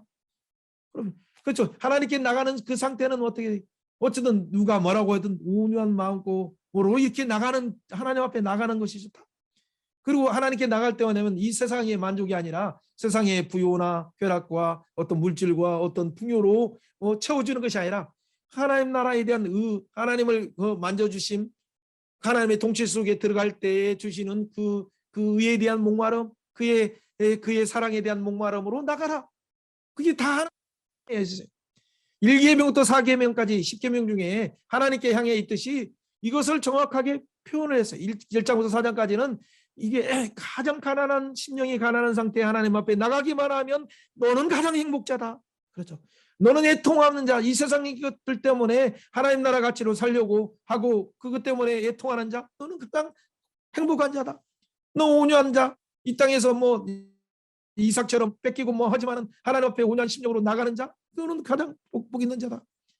그리고 이 세상 것으로 채우지 않고 하나님 나라 의를 구하고 나가는 목마름으로 나가는 자, 너는 가장 행복한 자다. 이게 하나님께 향해 있어요. 이게 하나님의 사랑이에요. 이게 예수님 말은 다 지키고 무거운 짐으로 상처투성인 이들에게 나오라라는 하나님의 초청이에요. 이게 교회예요. 다른 말로 하면 교회이고 이것이 사랑의 율법이죠. 하나님께 나와서 그 안에서 배부르라. 그 안에 있는 영원한 생명뿐만 아니라 요한복음 10장 10절에 말한 것처럼 그 안에 있는 풍성을 누려라 라는 거예요. 풍성을 누려서 목마른 자들이 배부를 때, 그리고 바로 복부터 나오는 것이, 그러니까 이 하나님이 주신 은혜를 무엇으로 보답할까 하는 마음으로 그 사람을 늘 긍휼히 여김으로 세상으로 나가는 교회예요. 세상으로 나가는 것은 이웃사랑으로 나가는 거예요. 이런 자들은 마음이 나가다 보면 어떤 사람 마음이 청결하지 않고 어떤 사람이 있지만 끝까지 하나님께 물어보면서 하나님 이런 자들에게는 어떻게 합니까? 이런 자들은 어떻게 합니까? 마음이 청결하고 나아가니까 그들이 하나님을 보아. 그들이 장애물이 아니라 오히려 하나님을 우리를 통해서 보게 되는 거죠. 그러면서 결국에 하나님을 우리가 가면서 사람들 가운데 걸림이 있는 자든 어떤 자든 화평케 하다 보니까 하나님의 아들이다. 하나님을 보여주는 자다. 하나님의 지혜가 있는 자다. 다르다. 하나님의 지혜와 지식이 있는 백성이라 다르구나. 역시 하나님 나라 큰 보배로운 백성은 다르구나. 이게 신명기 4장의 말씀들이에요. 지혜와 지식에 부유하신 예수님의 지체로서 지혜와 지식이 있구나. 보배로운 백성이나 다르구나라는 그 화평케 하는 자가 나타나는 거죠. 그러면서 혹시나 그러나 이 세상은 적대적이고 이 세상의 제도는 짐승의 특성을 가지고 있기 때문에 이 특성을 가진 자들은 우는 사자처럼 삼키려고 해요. 이런 가운데 그를 위해서 핍박을 받고 그러나도 불구하고 그 하나님이 주신 사랑을 가지고 핍박을 두려워하지 않고 나가는 자. 그게 이게 교회의 제자된 교회의 사명이 선교의 사명이죠. 이 두 날개, 이것이 뭐냐면 사복이에요. 사복 받아서 풍성한 예수님 안에서 의에 줄이고 목마르서 배부르면 이 배부름을 받은 제자 훈련을 받은 교회는 긍휼히 여기면서 마음의 청결한 마음으로 오직 하나님의 선하시고 기뻐하시고 온전한 뜻을 이루면서 화평케 하는 자로서 하나님을 보여주고 그 가운데 의를 위해서 핍박을 받으면서 하나님의 상급을 누리는 자로서 나가라라는 것이죠. 이것이 모세의 시내산에서 그리고 40년 뒤에 모압 평지에서 약속한 언약을 한마디로 탁 예수님께서 말씀하신 거예요. 이게 사복이요, 사복이요. 그렇죠? 부르신 교회, 부름받은 교회, 나가는 교회에 대한 그 교회로서의 부분을 완성하신 거죠. 물론 그 교회는 아까 신앙 고백을 토대로 한 이런 교회죠. 이런 교회는 무의 권세가 이기지 못하고, 이런 교회는 뭐예요? 땅에서도 풀면 하늘에서도 풀리고, 땅에서도 닫으면 하늘에서 닫는 이 권세 가지고 두려워하지 말고 때에 따라 양식을 나눠주는 24장, 항상 18장과 24장 연결됐어요. 13장 연결됐어요. 천국의 창고에 있는 것 52절에 있는 것을 가지고 18장 이 교회의 견사를 기도하면서, 그리고 잃어버린 그 양들에게 어린아이와 같은 마음을 가지고 나가서 때에 따라 양식을 나눠줘요. 그러면 그 가운데 진짜 양들과 염소를 가를 때 누가 이렇게 했느냐? 그러니까 우리는 헌금이 없는데요, 이렇게 놀라운 축복을 해주셔요. 네가 줄였을 때 내 백성들을 나에게 하였다. 네가 줄인 자들에게 눈물 닦아주지 않냐? 네가 줄인 자들에게 배부르게 하지 않냐? 네가 줄인 자들에게 하나님의 생명의 양식을 옛 것과 새 것을 나눠주지 않느냐? 그래 너는 잘했다 칭찬받는 25장의 그 칭찬의 역사가 실제 있는 거예요.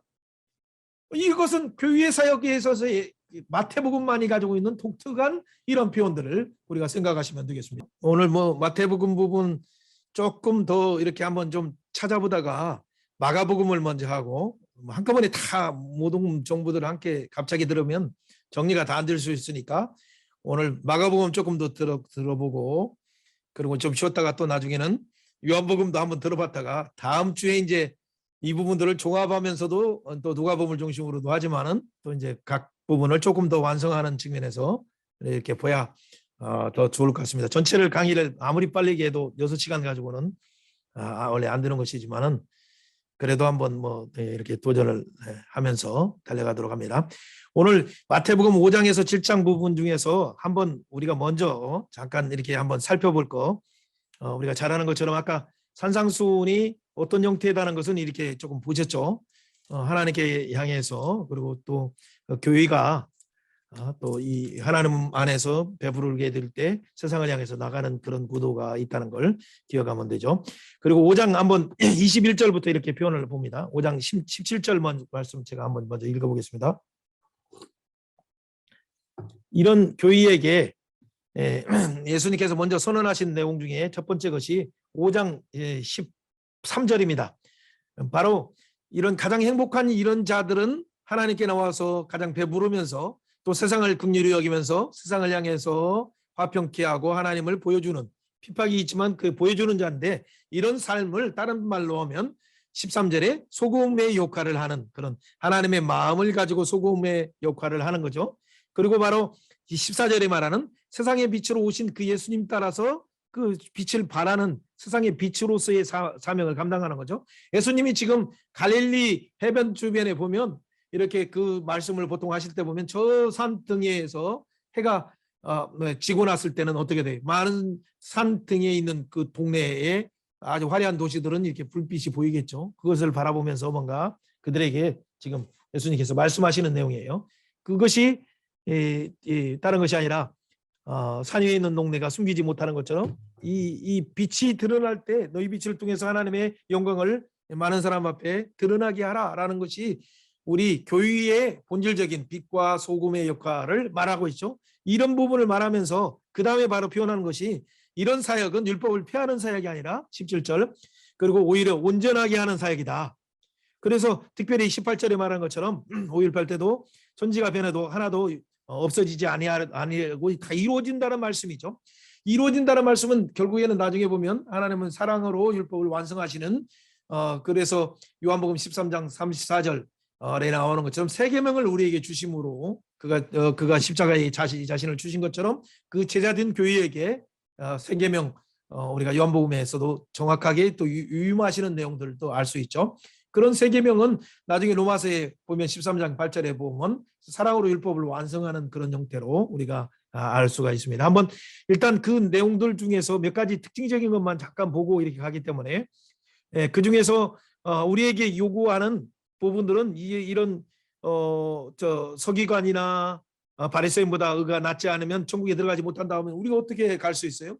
그런데 이제 이 표현들을 조금 더 우리가 어떤 율법을 완전히 행함으로 가는 것이 절대 아니에요. 우리의 의는 이미 값없이 하나님 앞에 그냥 상처되고 아무것도 없는 이런 자가 하나님의 은혜로 부르심에 의해서 하나님 우리 상태에 가지고 나왔습니다라고 할 때 예수님의 부어주시는 만져주심에 예수님의 보혈의 피를 통해서 우리의 상처와 우리의 죄와 모든 문제가 해결되고 결국에는 해결된 우리가 이 충만한 예수님의 생명을 가지고 나가서 생명의 떡으로 오신 예수님을 소금처럼 빛처럼 이렇게 증거하는 삶이죠.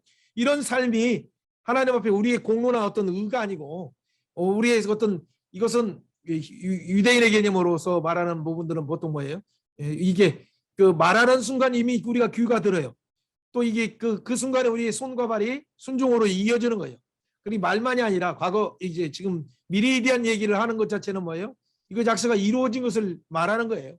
그 순종으로 이루어지는 어떤 생활로 이루어지는 어떤 당연한 어떤 유대인의 개념 이 부분에서 얘기이기 때문에 나중에 이제 열매로 알리다라는 어떤 부분들은 진짜 하나님의 은혜에 감격한 자는 그 안에서 마음의 어떤 진정한 변화를 통해서 마음의 하나님의 어떤 사랑의 발로 속에서 하나님을 사랑하는 마음 또 이웃을 사랑하는 마음으로 그것을 성령께서 이루어 주시고 완성하신다는 것을 우리는 알 수가 있죠. 그중에 한번 5장 21절 말씀을 한번 잠깐 읽어봅니다. 5장 21절에 하나님의 은혜로 이런 표현이 있어요. 옛사람이 말한 바 살인하지 말라. 아까 조금 전에 봤죠? 하는 것을 너희가 들었으나 예수님은 더 높은 품격의 말씀을 하시죠. 나는 너에게 이르노니 형제에게 노하는 자마다 심판을 받게 되고 형제에게 대해서 나가라 하는 자 뭐 이렇게 하는 자는 심판을 받게 된다. 오히려 이 살인이 형제에게 미련한 놈이라고 하는 자들은 지옥불의 백성이 되리라라고 이렇게 표현하는 건 뭐예요? 우리의 어떤 마음의 상태에서 육체적인 행동으로 나오는 것이 아니라 우리 모든 동기가 마음에서 오기 때문에 마음 중에서의 진짜 하나님이 주신 긍휼히 여기는 마음, 아까 조금 전에 오복에 나왔죠. 그리고 진짜 그런 부분들은 하나님의 뜻을 찾아서 마음이 청결한 상태로 그들에게 나가는 상태가 필요하죠. 이 육복에 나왔던 것처럼 칠복에 그렇게 나갈 때 진짜 화평케 하는 어떤 입장에서 우리가 나갈 때 그것이 이루어지는 거죠. 때로는 그가 못 받아들여서 우리를 핍박한다 하더라도 나갈 때 하나님은 이런 부분에서 우리의 이런 의가 우리가 하는 이런 부분이 바리새인보다 선지자보다도 더 낫게 하셔서 하시는 부분인데, 그런 부분이 뭐냐면 모세가 말한 표면적인 어떤 율법의 그것을 지키려고 하는 유대인의 관점이 아니라 마음의 발로 속에서 하나님을 사랑하므로 우리가 이 사람을 또 사랑하는 그 마음으로 나가라는 그런 표현이 아주 강하게 나와 있죠. 자, 그런 부분에서 우리가 단순히 뭐 미련한 놈 이렇게 말하는 것조차도 멍청이 이렇게 말하는 것조차도 하는 그 말이라면 누가 걸릴 사람이 어디가 있겠어요. 그러나 우리 마음의 동기를 하나님께서 아시기 때문에 특별히 이런 부분에서 하나님을 사랑하는 마음 또 이웃을 사랑하는 그 부분으로 나가라는 것이 하나님의 더 높은 품격의 예수 그리스도를 제자, 교회된 제자들의 삶을 말하는 거죠. 27절에 말합니다. 간음하지 말라 말하는 것을 내가 들었으나, 이 말은 옛사람이 말한 모세가 말한 것처럼, 그러나 28절에 말한 건 나는 너에게 이르노니, 그렇죠? 음욕을 품는 자마다, 그러니까 마음의 생각에서부터도 그들에게 음욕을 품는 것이 아니라 하나님이 주신 사랑으로 다가가는 것이 필요한 것이죠. 만약 이럴 때는 눈이 실족하게 되면 눈을 빼라라고 하는 그런 강한 표현은 눈 빼라고 하면 눈이 온전한 사람이 어디가 있겠어요.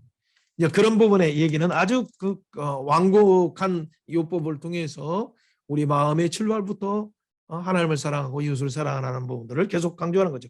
이것을 우리가 못하기 때문에 예수님께서 그 십자가에서 이루셨어요. 이루심으로 그것을 통과하셨어요. 광야에서의 시험뿐만 아니라 실제의 우리 이런 육신의 연약함, 또 우리 암욕의 이생의 자랑에 대한 어떤 부분들을 한계를 뛰어넘으셔서 그 사랑을 이루셨죠. 자, 이루신 그 사랑은 또 표현에 33절에 이렇게 표현합니다. 옛사람에게 말한 바 맹세에 대한 얘기죠. 맹세한 것을 주께 지키라 하였다는 것을 너희가 들었으나라고 표현하죠. 나는 너에게 이르노냐. 맹세하지 말라. 하늘로도 말고 하나님은 이는 하나님의 보좌다. 땅으로도 하지 말라. 이는 하나님의 발등상입니다. 예루살렘으로 하지 말라. 이렇게 머리로도 하지 말라. 이렇게 어찌든 옳건 옳고 아니면 아니다라는 것은 분명히 그들에게 우선 임용변으로 그것을 피하기 위해서 말하지 말라. 진짜 사랑으로 잘못한 것은 또 이렇게 보고 솔직한 부분들을 얘기를 하면 중심을 보시는 하나님께서 그의 마음을 열어주신다는 그런 표현들도 있습니다. 자, 38절도 눈으로 이렇게 이로 갚으라는 것을 너희가 들었으나, 이게 보통 고대 군동의 어떤 보복법이 얘기죠. 그러나 오히려 예수님께서는 뭐예요? 오른밤이라도 나는 너에게 이르노니 누구든지 오른밤을 치거든 윤병까지 돌려주는 그 사랑으로 하라는 이 계속적인 강조의 부분이죠. 심지어는 속옷 돌라가면 겉옷까지도 나눠주라는 막없이 오리가자 하면 심신을 주르고, 또 누가 이렇게 돌라고 하거나 꾸고자 한다면 오히려 거절하지 말고 이렇게 값없이 주라는 부분에 대한 내용이 있죠. 왜냐하면 하나님으로부터 우리가 받은 사랑은 너무나 10,000달란트가 넘는 이런 엄청난 것을 가지고 있고, 이들이 돌라고 하는 것은 작은 데나리온의 어떤 부분을 가지고 있기 때문에 뒤에서도 또 강조하는 내용이죠. 결국에는 하나님의 사랑으로 이웃을 사랑하라는 부분이죠. 43절도 또 내가 이웃을 사랑하고 내 원수를 미워하라 하였으라는 걸 너희가 들었으나 나는 너희에게 이르노니 박해하는 자들을 위해서 기도하라. 그 적극적인 내용이죠. 박해하는 자를 위해서 기도하고, 그러니까 로마서 13장 8절뿐만 아니라 13절까지 뒤에도 나오는 건 뭐예요? 그 핍박하는 그 나라들을 위해서도 기도해. 이렇게 하는 것이 그들이 원수의 머리 위에 숯불을 쌓는 것이고, 이것을 사랑으로 하나님의 법을 이루는 것이죠. 그래서 하나님이 개입하셔서 하나님의 진노로 하나님께서 하시는 방법을 통해서 이루시는 내용들이죠. 자, 이런 내용들, 그리고 마지막 이런 표현들이 있어요. 47절 너희가 너희 형제에게 문하면 남보다 아는 것이 무엇이느냐, 이방인들도 이같이 하느냐, 그러므로 하늘에 계신 아버지의 온전한 같이 너희도 온전하라 라고 하면서 레위기 19장 2절에 말한 것처럼 하나님이 우리 거룩하니 너희도 거룩하라. 어떻게 우리가 거룩할 수 있어요? 하나님이 또 이웃사랑에 대한 18절도 말하고 공의로 또 하는 부분에 대해서 19장 15절에 말하는 부분이잖아요. 이런 부분들은 우리가 어떻게 할 수 있어요? 이 부분을 이루신 예수님을 통해서 진짜 예수님이 보내주시는 성령님의 어떤 그 주시는 이끄심을 통해서 하나님을 사랑하기 때문에 내게 주신 은혜를 무엇으로 보답하는 그 어떤 부분으로 나갈 때 하나님께서 우리에게도 가장 하나님의 지체인 교회의 이런 세속 가치와 다른 모습을 통해서 그들이 하나님 나라를 보게 되고 하나님께 영광을 돌리게 되고 예수의 나라는 역시 하나님 나라는 다르다는 것을 알게 되는 것이죠.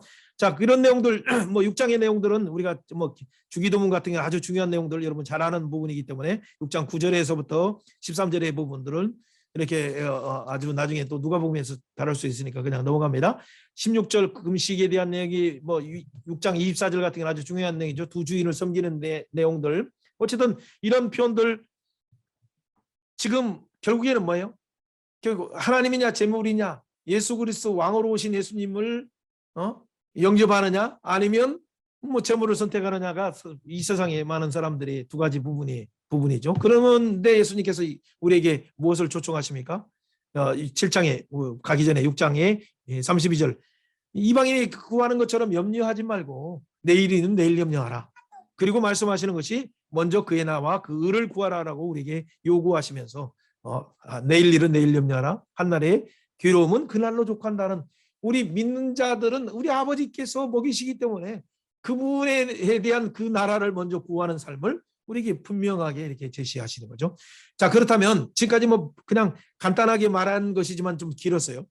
그 내용들을 한마디로 빛과 소금의 역할을 하는 것, 이것이 율법을 완성하는 것이고 율법을 완성하는 것은 더 높은 그리스도의 사랑으로 대하는 것이에요.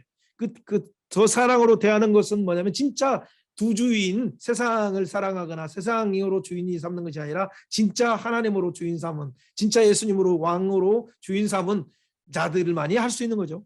그렇다면 이것이 뭐예요?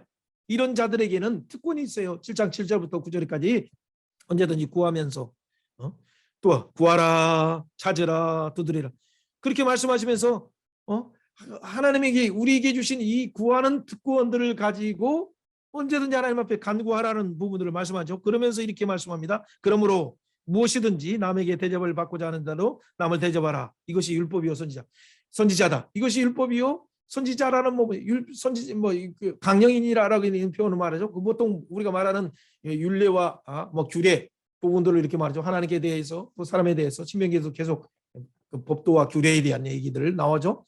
이런 부분들은 결국에는 뭐냐면 한마디로 하나님을 사랑하는 것처럼 이 사랑을 가지고 긍휼히 여기면서 남을 대접하는 이 사랑으로 나갈 때 율법을 완성하는 것이다라는 그 표현이죠. 7장 12절은 그것이 한마디로 말하면 빛 소금으로서 이웃을 사랑을 먼저 대접하는 형태로 나가는 순간 우리의 손을 펼치는 순간 이것이 뭐예요? 하나님 앞에서는 이미 율법을 완성한 거예요. 이거죠. 자, 이런 것이 열매 있는 백성들의 삶이죠. 자, 이런 내용들을 하면서 열매에 대한 얘기를 얘기하죠.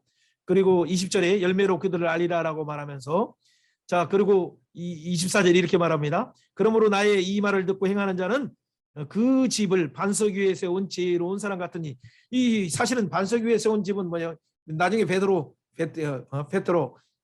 대한 어떤 반석이 뒤에서 나오지만은 신앙 고백 하나님을 믿는 자들, 하나님을 사랑하고 그래서 그래도 하나님 앞에 나가는 길을 열어주신 예수님 앞에 나가서 하나님 앞에 나가는 자. 그는 뭐요? 하나님을 통해서 이웃을 사랑하는 예수 그리스도를 통해서 이웃을 사랑하는 그 자들이 그들의 삶은 그들은 예수 그리스도의 신앙 고백 위에 그 교회 위에 집을 짓는 거예요. 그 교회에 집을 짓는 자들은 하나님을 사랑하고 이웃을 사랑하는 형태로 나가는 것이 마태복음에서 하나님 나라의 그 백성들의 가장 행복한 삶의 특질을 이렇게 표현하는 거죠. 이 가르침에 대해서 많은 사람들이 놀랍다라고 이렇게 표현을 하는 것입니다. 자, 어쨌든 5장부터 7장까지 간단하게 여러분들이 나름대로 아는 어떤 내용들을 또 다른 관점에서 제가 잠깐 이렇게 말했는데 이 말은 결국에는 모세의 어떤 부분의 가르침을 너희가 들었지만은 내가 말하는 것은 모세가 말한 새 모세로서 나와 같은 선지자 신명기 18장 15절부터 18절에 말한 그 선지자로서 오신 완성자로서 오신 예수님이 말한다라고 하면서 그 의미는 하나님을 사랑하고 이웃을 사랑함으로 대접하는 삶을 통해서 완성한다라는 결론이죠.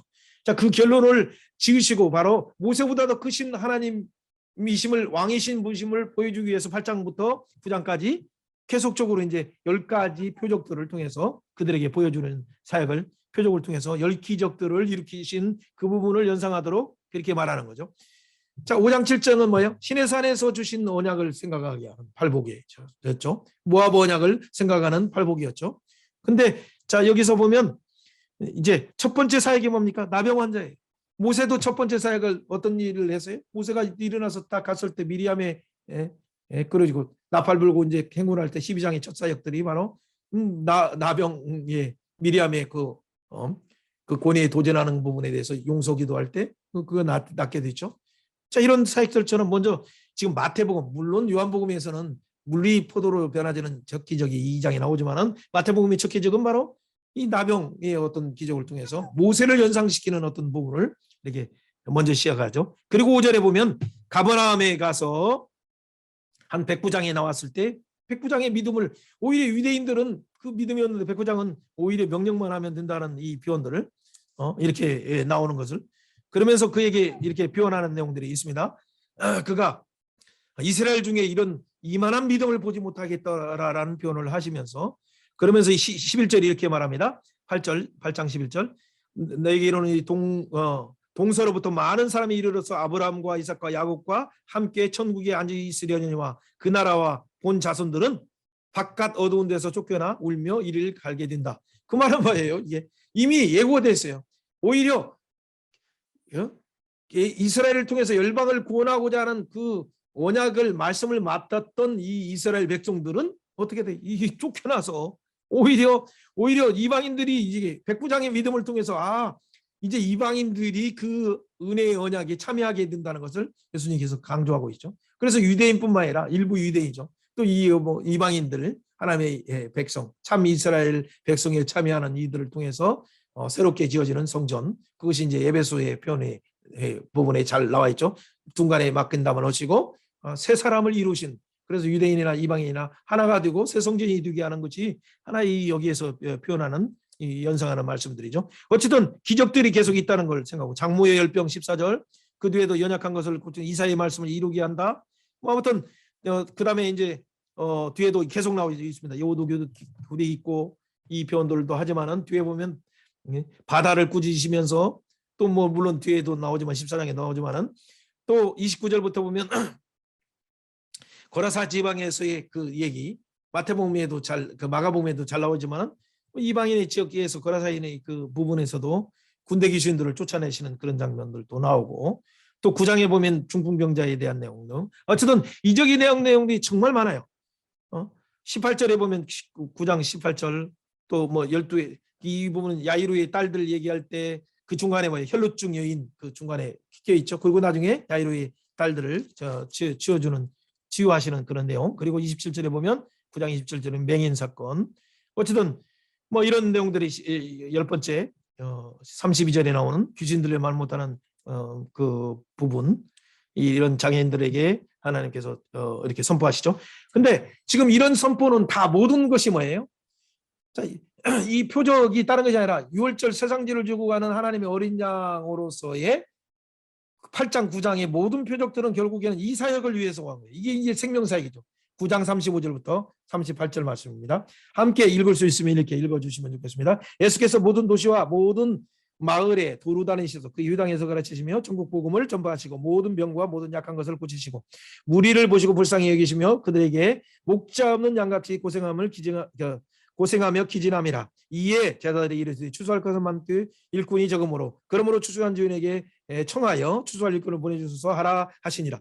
아주 중요한 두 가지 단서예요. 첫 번째는 예수님이 하신 사건이 뭐예요? 바로 목자 없는 양들. 그래서 죄로 인해서 여러 질병과 압제와 고통 속에 있는 이들을 치유하고 살리고 치료하고 또 고쳐서 그들을 추수하는 일꾼으로 파송하기 위한 하나님의 에서 오셨다는 왕이신 예수님의 오신 사역이 무엇인가? 이게 아주 중요한 특징. 열 표적들이 중요한 것이 아니라 열 표적을 통해서 왕으로 오신 예수님의 목자 없는 자들에게 왕이 되어 주셔서 그들을 다윗의 목자로서 그들을 잘 다스려 주실 뿐만 아니라 그들의 상처를 싸매어 주시고 푸른 초장으로 또 아름다운 꼴들로 먹여주시는 그 예수님의 부분이죠. 그런데 그 이 말씀을 하시면서 추수할 주인에게 청해서 추수할 일꾼을 보내주소서 요청하라라고 말씀하시는 내용. 그것이 우리의 제자의 중요한 사역이죠. 그리고 바로 이제 10장에 이 제자들에게 말하면서 먼저는 너희들이 어디로 가라라고 말합니까? 5절에 말한 것처럼 12를 보내시면서 이때는 벌써 1년 정도 예수님의 사역이 공생의 사역 1년 정도 시작되는 그런 부분이에요. 그리고 그들에게 보내시면서 이렇게 표현합니다. 5절에 이방의 길도 가지 말고 그렇죠? 어디로 사마리아 골로도 우선 가지 말고 이스라엘 잃어버린 양에게 가라. 그렇죠? 이것이 뭐냐면 마태복음에는 먼저 계시된 언약 속에서 계시된 언약 백성에게 먼저 잃어버린 자들에게 복음이 전가되고 그리고 이제 약속된 대로 그들이 거부할 때 이방인에게 가는 그 부분을 철저히 따르는 그런 방식이죠. 자, 어쨌든 14절에 영접하지 않을 때 그들은 먼지를 털어버리라라고 말씀하시는 내용들. 그러면서 소돔과 고모라에 대한 얘기를 하면서 오히려 그 성이 견디기 더 쉬우리라 심판대를 말씀하시면서 그 모든 왕이신 예수님의 심판을 강조하시는 내용이 나오죠. 혹시나 예수님 때문에 이렇게 그들을 보내시면서 오히려 양들을 이리 가운데 보내는 것처럼 생각하시기 때문에 예수님이 뱀처럼 지혜롭고 비둘기처럼 순결하라 말씀하면서 효당에서 뭐 이렇게 채찍질할 때 혹시나 염려하지 말라. 그때 하나님께서 성령을 통해서 하실 말씀을 이렇게 말씀하시리라라는 말씀을 통해서 우리가 알 수 있는 내용들을 이렇게 하시는 내용이죠. 자, 어쨌든 그 내용들을 이렇게 합니다. 그리고 예수님께서 11장에서 수고하고 무거운 자들아 28절에 초청하시는 내용이죠. 자, 시간이 없어서 그냥 넘어갑니다. 그리고 특별히 이제 마태복음에 나오는 어떤 그 특성들을 좀 얘기하기 위해서 잠깐 12장에 이런 표현들이 또 보여야 될 내용들이 좀 사실은 있지만은 계속 나오는 것이 뭐냐 다윗의 자손이 강조돼요. 아까 모세 부분을 말한 모세는 이렇게 말했으나 나는 너에게 이른다라는 것을 강조하듯이 여기 다윗의 자손은 뭐예요? 메시아. 그리고 왕으로 오셔서 그 다윗의 보좌 위에서 이사야 9장 6절 7절에 말한 것처럼 공의와 공평을 실천하시는 그분을 계속 말하는 거예요. 그 예언을 이루시는 부분으로 계속 다윗의 자손, 특별히 12장 22절에도 이렇게 표현하죠. 23절에도 우리가 다 놀라며 이르는데 이런 다윗의 자손이 아니냐라고 하는 그 고백이 계속적으로 가는 곳마다 이렇게 나타나죠. 자, 어쨌든 그리고 예수님이 새로운 선언들이 뭐냐 하나님 나라 백성의 특징이 뭐냐면 하나님 나라 패밀리는 뭐예요? 50절에 말한 것처럼 누구든지 하나님의 계신 하나님의 뜻대로 하는 자가 내 형제요 내 자매요 어머니다라고 말하면서 오히려 혈육을 통한 어떤 것이 아니라 새 이스라엘 백성의 특질이 바로 하나님의 뜻대로 하는 자 그가 보내신 아들 예수 그리스도의 뜻대로 하는 그 자들이 하나님 나라 백성임을 말하고 있죠. 자, 13장 부분만 보고 우리가 마가복음으로 그냥 잠깐 넘어가도록 그렇게 하겠습니다. 뒷부분부터는 또 중요한 내용들이 있지만 13장 부분을 먼저 한번 봅니다. 우리가 잘 아는 그 밭의 비유에서 하나는 좋은 밭, 하나는 나쁜 밭이 있죠. 자, 그 내용들은 나중에도 또 다른 자료들도 있으니까 그냥 보지 않고 이 상태를 그냥 유지하면서 잠깐 강의합니다. 시간이 없어서. 자, 그 중에서 나쁜 밭은 뭐예요? 그것이 길밭이에요. 딱딱해진. 그리고 돌짝밭이죠. 그 나쁜 밭은 뭐예요? 그것이 가시덤불로 인해서 염려와 세상 염려와 걱정으로 있는 그 상태죠. 그러나 이들의 상태를 복음을 뿌리지만은 그 자라지 못하는 것들은 이 마음의 할례를 통해서 기경을 해야 되는데 이걸 어떻게 기경을 할 수 있어요? 이미 예레미야 5장에도 말한 것처럼 그리고 예레미야에서도 또 말한 것뿐만 아니라 또 에스겔에서 말한 것처럼 그 새 언약으로 오시는 예수님 그 예수님이 선포하시면서 예수님이 보내주시는 에스겔 36장 26절에 말한 것처럼 부드러운 마음을 보내주시는 그 성령님을 그들이 마음에 영접할 때 성령님을 통해서 그들의 마음의 옥토가 돌짝과 같은 것이 길과 같은 딱딱한 것들이 마음의 할례를 통해서 새 언약이 이루어지는 거죠. 자, 그래서 이런 가시덤불과 이런 부분들의 성령을 태우심을 통해서 새롭게 옥토로 나올 때 비로소 원하는 30배, 60배, 100배의 열매를 맺게 되는 부분을 말하고 있습니다. 자, 그런데 자, 그 중에서 여러 가지가 있지만은 추수할 때를 말하면서 또 이제 그 뒤에 31절에 보면 겨자씨에 대한 어떤 하나님 나라에 대한 비유 그리고 특별히 이런 표현들을 해요. 이것을 다 사람들에게 깨닫는 사람도 있지만 또 잘 못 깨닫는 사람들에게 뭐예요? 자, 창세제부터 감추인 것들을 드러내리라 하심을 이루려 하심이라라는 그 35절 말씀을 한번 잘 생각하시면서 또 가라지 비유를 말하는 것이요. 가라지 비유를 말하고 뒤에 부분에 진주 비유를 말합니다. 그리고 물고기 47절에 각종 물고기를 이렇게 나누는 그 그물에 대한 얘기죠. 뭐 이렇게 나눈 염소와 25장에 나오는 것처럼 양을 나누듯이 나누는 것이죠. 세상 끝에는 그렇게 된다는 표현이죠. 그런데 51절 제가 말하는 이 부분을 먼저 봐야 되니까 51절 이 모든 것을 깨달았느냐 하시니 대답하되 그러하오이다. 52절 예수께서 이르시되 그러므로 천국에 서기관 제자된 서기관마다 새 것과 옛 것을 곳간에서 내오는 주인과 같다라고 표현하죠. 천국의 제자된 서기관. 자, 이게 바로 예수 그리스도의 교회예요. 교회. 하나님의 나라의 통치 기관인 교회이죠. 주의 몸된 지체가 천국의 새것, 애것, 애것, 내것, 구약과 신약을 나눠서 나눠주는 집주인처럼 이렇게 나눠주는 그 사역이죠. 이런 사역이 결국에는 어떻게 이루어집니까? 24장 한번 봅니다. 24장에서 자 이런 사역들을 나눠줄 때 이게 이제 염소냐, 양이냐라는 부분이 구분되는 거예요. 자, 아무리 우리가 예수님 이름으로 귀신을 쫓아냈다 하더라도 예수님이 아니라 하면 소용이 없어요. 그런데 이것은 다른 것이 아니라 그런 사역들은 어디에서 온 거예요? 자, 24장 45절 읽어봅니다. 자, 44절 제가 읽어볼게요. 이러므로 너희는 준비하고 있으라 생각지도 않는 때에 인자가 오리라. 이 앞에 종말 설교들을 몇 가지 했어요. 지금 해석의 부분이 많기 때문에 나중에 또 설교합니다. 그는 이 45절 충성되고 지혜 있는 종이 되어서 주인에게 그 집 사람을 맡아 때에 따라 양식을 나눠줄 자가 누구냐? 주인이 올 때 그 종이 하는 것을 보면 그 종이 복이 있으리라. 그럴 때 예수님께서 소유의 모든 소유를 그에게 맡겨주시라 말하예요. 그런데 악한 종이 마음에 생각하기를 주인이 더디 오리라 할 때 그 부분들도 말하죠. 근데 자, 때에 따라 양식을 나눠주는 것이 무엇입니까? 다른 것이 없어요. 아까 맡기신 13장에 이 천국의 복음의 비밀을 바로 구약의 것, 신약의 것을 가지고 복음이신 예수님을 증거함을 통해서 이 땅에 생명의 떡으로 오시고 그분이 우리를 위해서 생명의 피를 흘리신 그 예수님을 증거할 때에 그들이 변화되는 거예요. 16장의 신앙 고백처럼 17장에 변화된 것처럼 그 구약 성경이 풀어지는 거예요.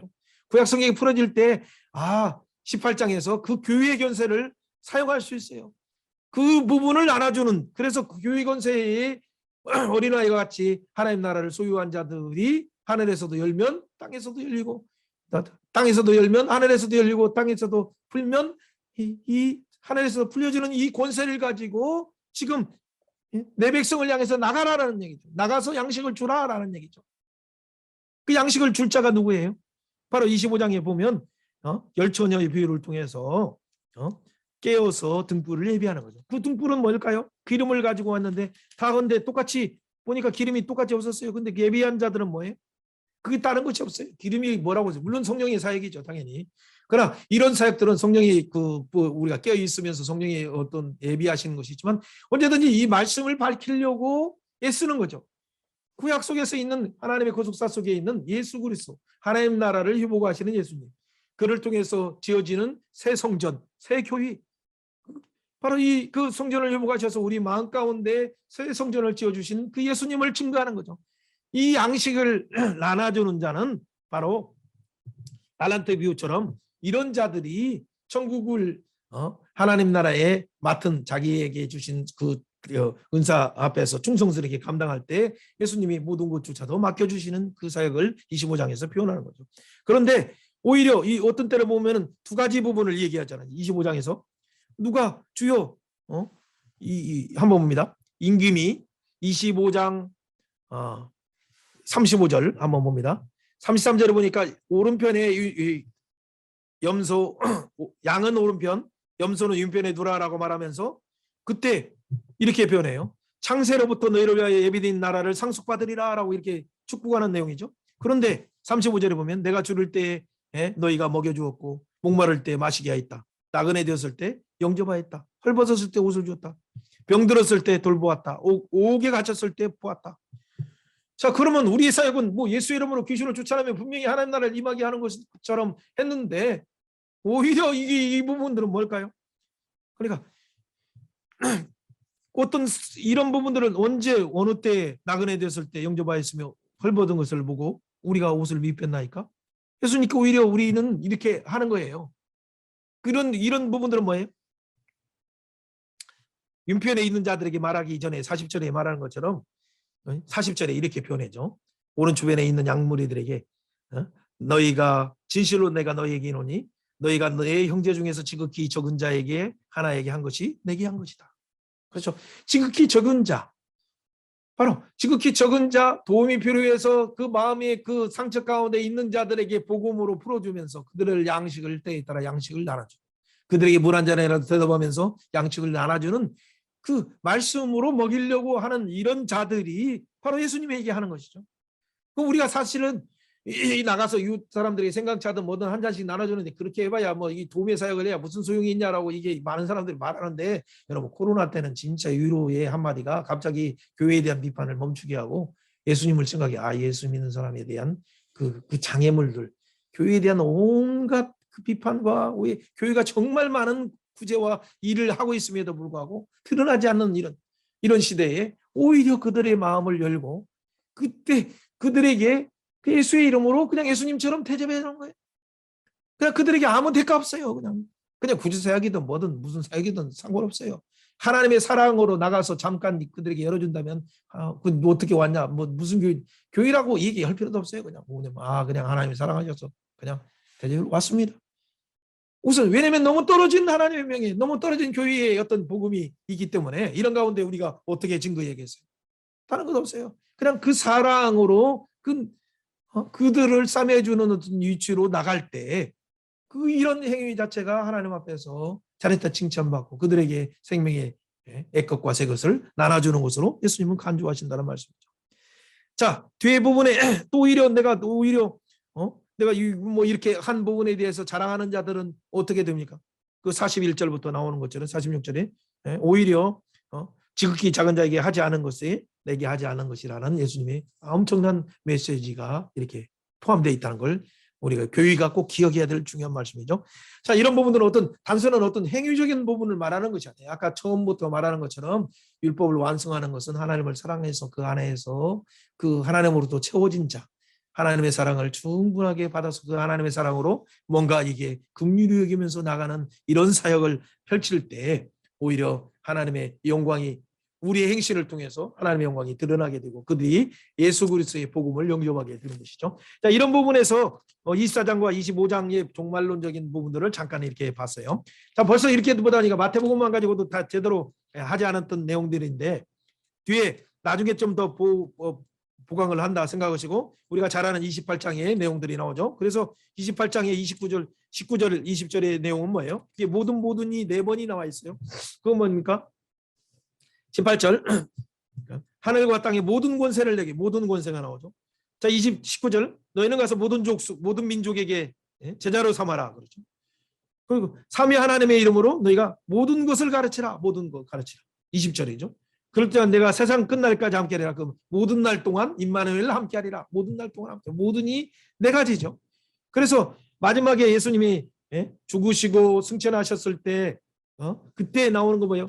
왕이신 진짜 너는 하나님의 아들이었다라고 이렇게 고백과 더불어 그 예수님이 부활하셔서 그들에게 유임하시는 내용이 바로 모든 권세를 가지신 예수님이 모든 족속에게 모든 이 복음의 언약의 메시아의 언약을 가르쳐서 그들에게 복음을 증거할 때 모든 날 동안 함께 하신다는 그 언약이 이루어지는 것이죠.